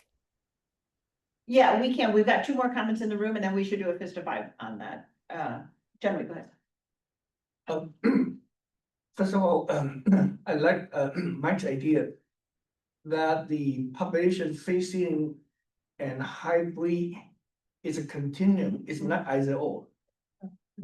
And second, since we are kind of moving continuously from population facing to hybrid, I like to iterate my earlier comment and concern that in that early phase, we need to figure out a more equitable financing. That particularly for people who are not yet being covered, perhaps we should not tax them. So that's just one thing to consider if we're doing that process. Yeah. And that may not be the only solution, but I'm suggesting we need to carefully consider how do we devise the financing so it's be equitable. And so, to, Mary, you Jen, wait, Oh, you- I had something okay, yeah. very similar. right, so, and correct me if I'm wrong, Lee, but my understanding of the difference between population phase-in and hybrid is population phase-ins start now, go as quickly as you can, cover the people we can without federal approvals. and just go and bring people in as you can, but the whole process is starting. With the hybrid, we're gonna wait and give it a couple of years to try and bring in some of those populations that do need waivers, like we said, the Medicaid and the ACA. And then the only ones that would be out would be, PEB would be in there, and the only ones that would be out would be Medicare and the federal employees, because those would be out. But so there would be a delay, 2 to 5 years of when we would start UHP coverage, because we would try to get that bigger population as a launch point, before we started. That's the main difference between them. More people, but a little bit of delay, versus cover who we can as soon as possible and work on everybody else over time. Yeah, go ahead, Cheryl. I think I wasn't exactly clear on hybrid, and the way you explain it this way, I would definitely go with population phase in. I'm 100% in that camp. Can you say more about? Well, because we would just be getting started, we put certain groups in as soon as possible, but then we're also working on the next groups. I mean, it's just, to me, that is a continuum. That is what Mike was actually talking about in my mind. Yeah. Yeah, go ahead, Raven. I guess I think, I'm not disagreeing, I'm just saying that I think with the commercial market, that we're taking on some really big forces in the beginning. Yeah, that's right. That, you know, okay, so Providence is going out of the market, but we've got Regents, we've got Kaiser, we've got, you know, other big insurance companies who, you know, I don't know that we've really had much of a chat with them, or, you know, from the focus groups or whatever, I don't know, but it's kind of like, okay, you know, David's taken on big Goliath right out of the gate, versus kind of the idea that with, well, yeah, you've got your Medicaid thing, but I think a lot of people kind of go, well, you know, that's Medicaid, or, you know, it's not my thing. And, But it would be Yeah. Medicaid and the commercial at the same time, Mhm. in the hybrid. in the hybrid, yeah. Yeah. And so that's why I'm going back to the population phase, and it doesn't really sound like that. It's more just, you know, the commercial insurers and OEB and HEB. And, I served on the OEB board quite a few years ago, when there was an effort, by the administration at that time to have them come into the CCOs. And it was like, okay, that was not okay. And, it's a little different. I mean, what we're talking about here is different, but there's complications in all of it. And I, for one, really kind of want to be working on that hybrid part, especially in the Medicaid, as quickly as possible, and looking at other options besides, you know, a waiver. Like, there has been discussion before, could we not do a waiver, that we just go to a first step fee for service Medicaid plan? And then with the agreement from the state folks that it comes under this, you know, because we don't, I mean, the waiver part, as I understand it, has to do with the expanded benefits, the kind of non-medical things, et cetera. Anyway, I don't know, it's complicated any which way we go, but I think it's fair to say it's gonna be an uphill battle, no matter which we choose, it's just which battle. battles win, yeah. Well, the which state battle one. seems more Doable. feasible? Michelle, did you have your hand up? I did. I guess I was gonna reflect that my understanding of both population phase-in and hybrid is that we would be working to add all the other populations as soon as possible. It's just a matter of when and where we start. And I think two questions I have, if we did population phase-in, which I can certainly see some benefits to, although I still am, really leaning towards hybrid, is how do we communicate a clear timeline to Oregonians who are not yet benefiting but paying the taxes? Because that really gives opponents time to wedge. And I was part of the Affordable Care Act fight, and I've seen the money, and I've seen the messaging, and I've seen the fear, and I've seen the data try to counter that, and how difficult that was. So I have concerns about the ability to wedge and delay and sabotage if a small group is benefiting and a large group is paying taxes, and there's not a clear timeline.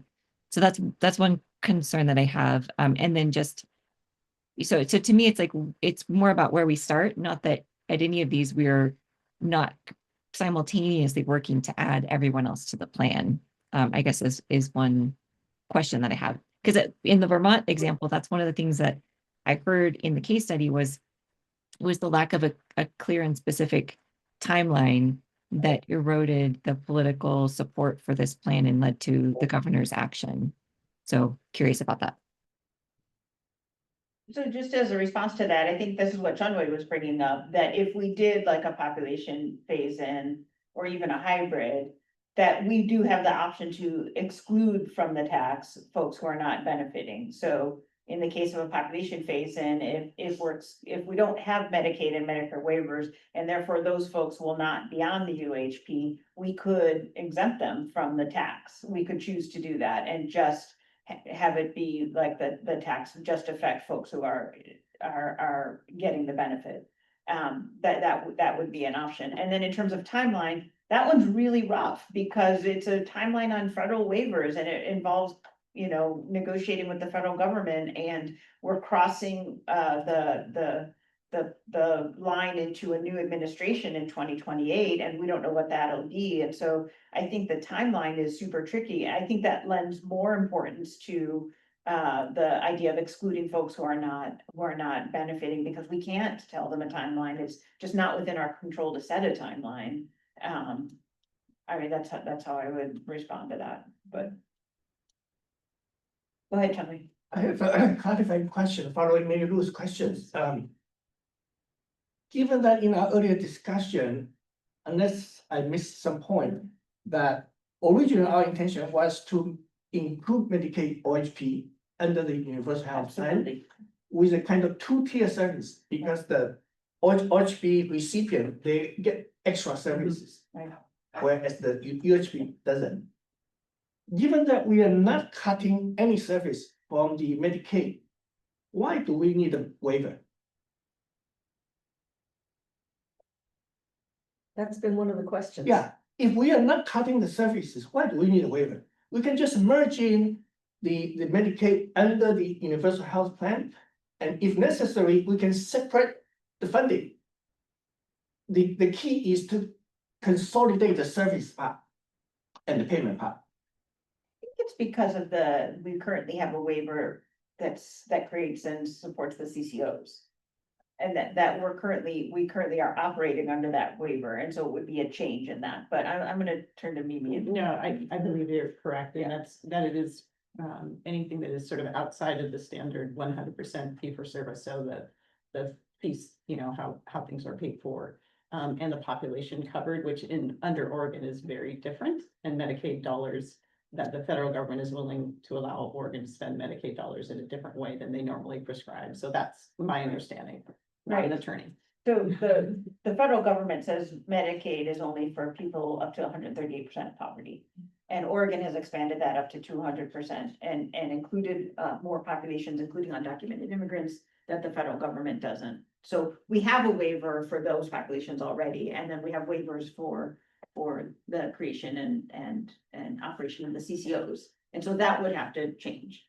I'm gonna look to Lee too. My question is, technically, we don't have to change any of that. The idea is under the umbrella of UHP, the Medicaid recipients still maintain their benefit. Yeah. And their services. What we are including the Medicaid population is the unified services, unified payment system. So we'd be paying more for the services than is currently being paid. So I don't know. Now, this is, we're gonna get into dicey territory, but I thought that states can pay up to 100% of Medicare for Medicaid. And then anything above that has to come out of pure state funds. I thought there was something about that, but maybe that's not correct. I don't know. So that, I don't know if there's gonna be, there might be a waiver required for, we have a full, analysis of this from, Janine Smith. Yes.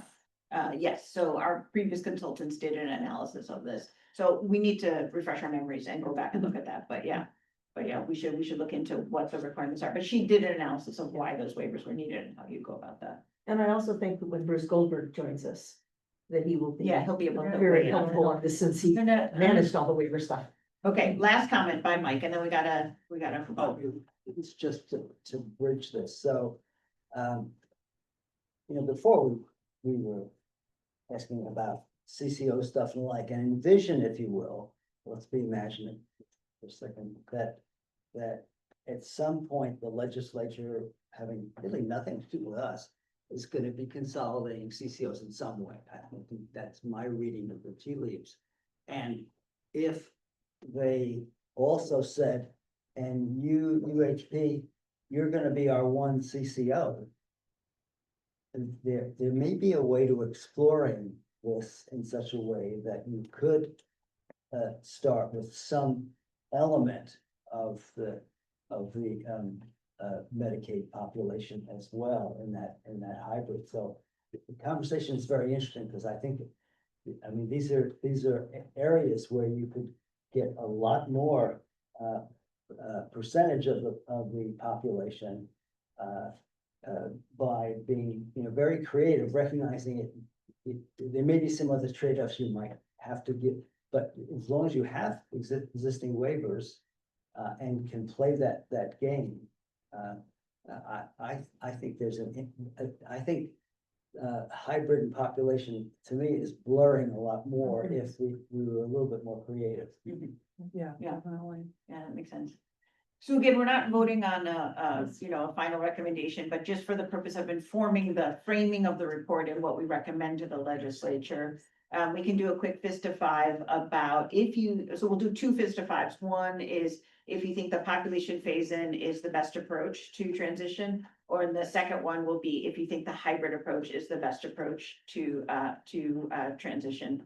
And then just as a quick reminder, 5 means enthusiastic support. 4 means I have very minor concerns, but overall, I think this is the right path. 3 means I'm ambivalent. I don't support it. I don't oppose it. I'll go along with the group. 2 means I have some significant concerns. I would like to discuss it more. I'm not gonna, oppose it. 1 is I'm against this, and a fist means you would actively block it. You would actually really try and redirect us from that path. So if you think, by show of your hand, that the population phase-in is the best approach to transition, show that now. So we got a 5, a 4, a 4, a 5, 3, and then Michelle is a 3, and Amy is a 3, and then Judy's a 5. How did that stack up? What's the average? Still Like makes 4. Math. Disability. That's 3 5s, 2 4s, and 3 3s. So someone else math. That's an average of 4. 2 Yeah. 4s and 3 3s. It's a perfect 4. That's a perfect 4. Okay. Okay, and then if you think that the hybrid approach is the best approach, let's show your level of support for that.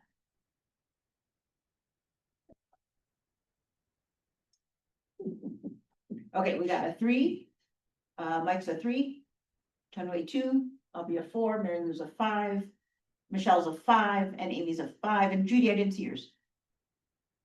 3. Got the average. It's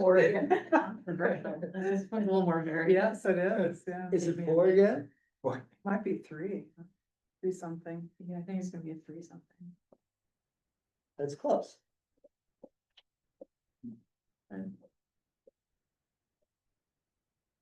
Is someone doing the math or? I don't know, not really, so I Okay. get distracted. List them off for me when we do the math. How many 5s? 3 5s, 1 4, 3 3s, 1 2. Less than what the other one is. I think it's a 3.5.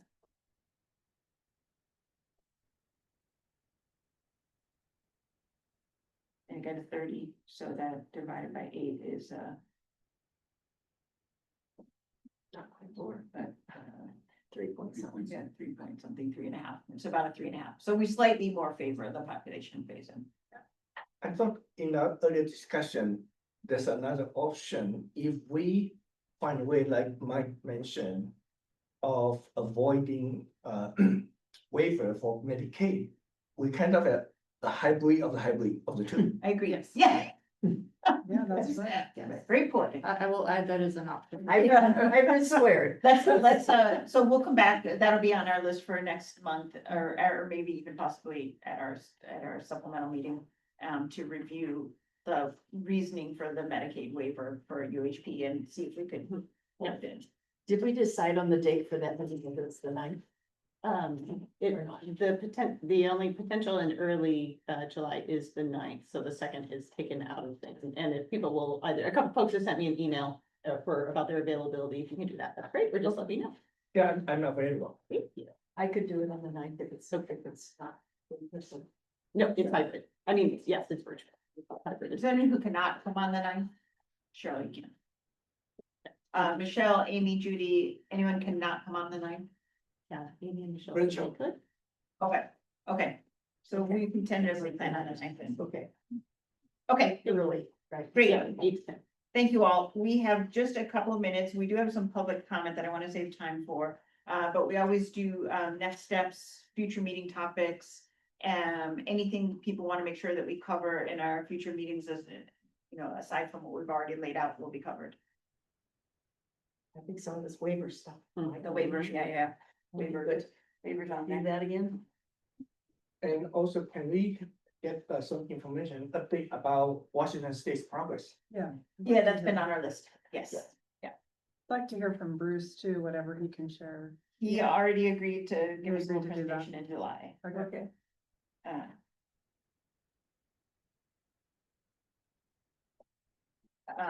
Great. Anything else? And just, I'm connected with our good people at Milliman, and so they're working on getting us a status quo for 2032, including what is currently covered in terms of dental and vision. Yeah. So, okay. Okay, great. We have 5 people signed up for public comment. I'm gonna start with the folks in the room, Mike, then Colin, then Richard, and then we'll go to the folks online, Lou, and then Dr. Sabo if he's here. So Mike, you're up. Thank you again for all of your sacrifice for the common good and this rich discussion today. Yeah. I would point to page 14 of the draft comprehensive finance and ministry of universal health plans. And I'm worried about sticker shock of that appearing the first thing in that paragraph of $85 billion. Would it help to put an asterisk with an extensive footnote explaining the likely savings that would decrease the need for $85 billion? And those savings include to counties, cities, and school districts. And therefore, the decreases in property taxes that would occur. There's also decreased costs embedded in auto insurance or workman's comp. Can you look into that, or can somebody? And I would agree with excluding Medicare. That was a big factor in Colorado's defeat in 2016. There's opposition by Medicare recipients. And politically avoid saying that healthcare is a human right. That may, be a red flag for anyone east of the Cascades or rural areas. Say it as a public utility and for the common good. And I agree that Medicare Advantage, disagree. I think you must offer a choice if you have, and maybe you discussed this, I didn't quite catch that. You can't just offer one choice for Medicare Advantage unless you do a lot of manipulation. Thank you. Thanks. Colin? Hello. Hello, my name is Colin Stackhouse. I work with Healthcare for All Oregon, and I have 2 comments that I'm going to try to squeeze into these 2 minutes. The first is just another thank you for stepping up so fully into the Healthcare for All Oregon events that we've been hosting, highlighting the work of the governance board. I mean, creating slide decks, even if you couldn't be there, showing up in person when you're able to. It's been incredible, and so many people at our events are really looking forward to this final plan that comes forward in September and amplifying the message and the work going forward. So thank you so much for all that you've done in collaboration with us and trying to reach our community and the community of Oregonians. This next comment, I'm sort of tapping into high school theater. a little bit and getting into a character which is really not me, but commenting on something that was going to be a voting topic, but was taken off, which is the board composition and appointment, right? For the entity that we, fingers crossed, hope will exist going forward once this, once this gets approved. And I saw on the slide deck that was removed this idea of the formation of the board with 11 members, right? And 4 of the members from this original governance board into that new entity, which makes a lot of sense. And then listing specific seats for health economists, providers, and employers. If this is not necessarily my view, but I'm positive somebody listening would agree with me. If reparations was like part of the conversation as far as the makeup of that board, it'd be 11 patients only.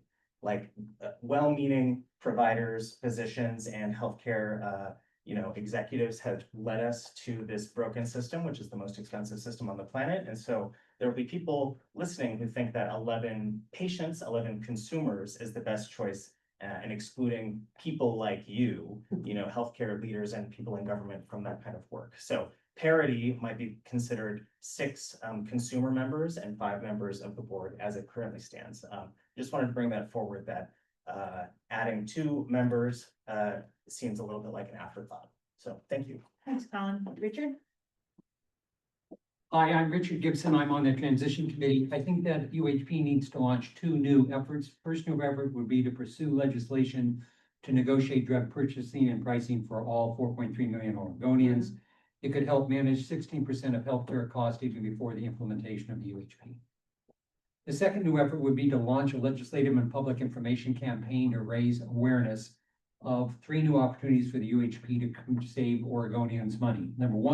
Opportunity number one is public health measures not only improve the health of Oregonians, but also prevent the onset and worsening of significant and costly medical conditions. With the UHP, publicly managed funds will pay for both typical public health services and for regular health care. So with UHP, Oregon can direct more funding to public health in order to spend less under UHP later. Opportunity number 2, in the past, some insurance companies have been reluctant to pay for effective treatments because of their expense. Some of these treatments have been life-changing, such as Harvoni for the treatment of hepatitis C, which avoided later liver failure and potential need for liver transplant. Treatments like these have provided huge financial savings, but not necessarily to the insurance company that originally paid for the treatment, because patients switch insurance companies over the years. With UHP, the fund that pays for effective treatment also avoids the long-term cost, even if those savings occur years after the treatment. Last, opportunity number 3, drug therapy, single gene therapy, and new technologies promise dramatic improvements in health, but we can see that they're going to be enormously expensive. An enlightened society needs to decide which treatments are worth it, not just in the setting of healthcare, but in the setting of all publicly funded issues such as education and transportation. It is hard to have that discussion when some people have better health benefits than others, but it's doable and just when we're all in the same boat. UHP has a good story to tell. I look forward to getting that story out to Oregonians. Thank you. Thanks, Richard. Appreciate it. Okay, now we're going to move to folks who are online. I see hands from members of the public. Just as a reminder, if you want to provide a public comment at these meetings, we require that you sign up 24 hours in advance. And for written testimony, 72 hours in advance. So we have Lou Sittington first. And Lou, you should be able to unmute and share your comment now. Well, thank you. Listening to this is really quite a chew that you all have taken off, and I appreciate it. First of all, I'd like to say that as far as adjusting the taxes between employees and employer, you might consider making them equal. The employer payroll tax at 10%, the same as the employee tax, even though that's at 10.1. Try to equal those out if possible, run the numbers. Realize I'm infatuated with the idea of not having to get waivers on Medicaid, but realize that Medicaid people are not paying taxes for healthcare now.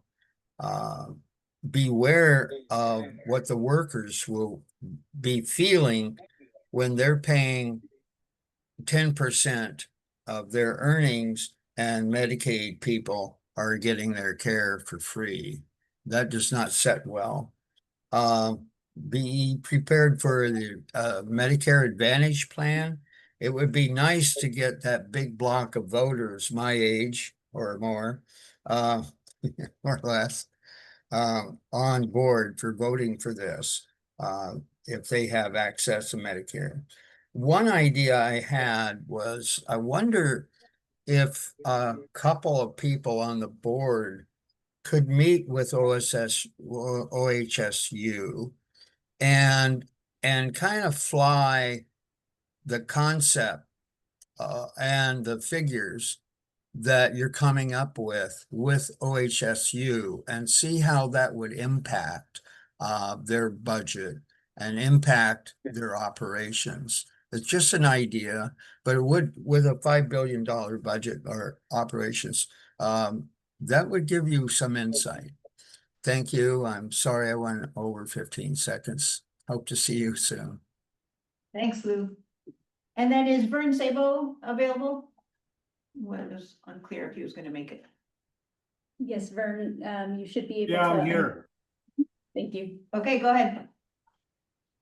So the Universal Health Plan must not discriminate against chiropractic physicians or naturopathic physicians or any other healthcare provider as it relates to fee for service and reimbursement. And this is going to be the Oregon Health Plan on steroids, of course, and we're going to need all hands on deck. And not allowing discrimination as it relates to reimbursement. We already have it in statute applied to the CCOs as well as the commercial health plans. The final large group plans were included in Senate Bill 822 in 2025. And very specifically, the current governor, as co-chair of the Rules Committee in 2012, codified that language that specifically says that varying reimbursement rates must be based on quality or performance measures, not some arbitrary equation. Nonetheless, DCBS continues to rely on the arbitrary federal CMS payment physician's fee equation, which is also known as the resource-based relative value scale, or RBRVS, which heavily favors institutional and hospital-based type of health plans. And so when it comes to small group practices and sole practitioners, such as chiropractic, naturopathic physicians, the fixed costs of maintaining a facility, hiring staff, paying for equipment takes up a large portion of our revenues. And so that needs to be taken into consideration moving forward. And I appreciate your time. Thank you. Thank you, Vern. Appreciate it. Great. And that wraps up our public testimony. We do have a reflection. Yes, we do.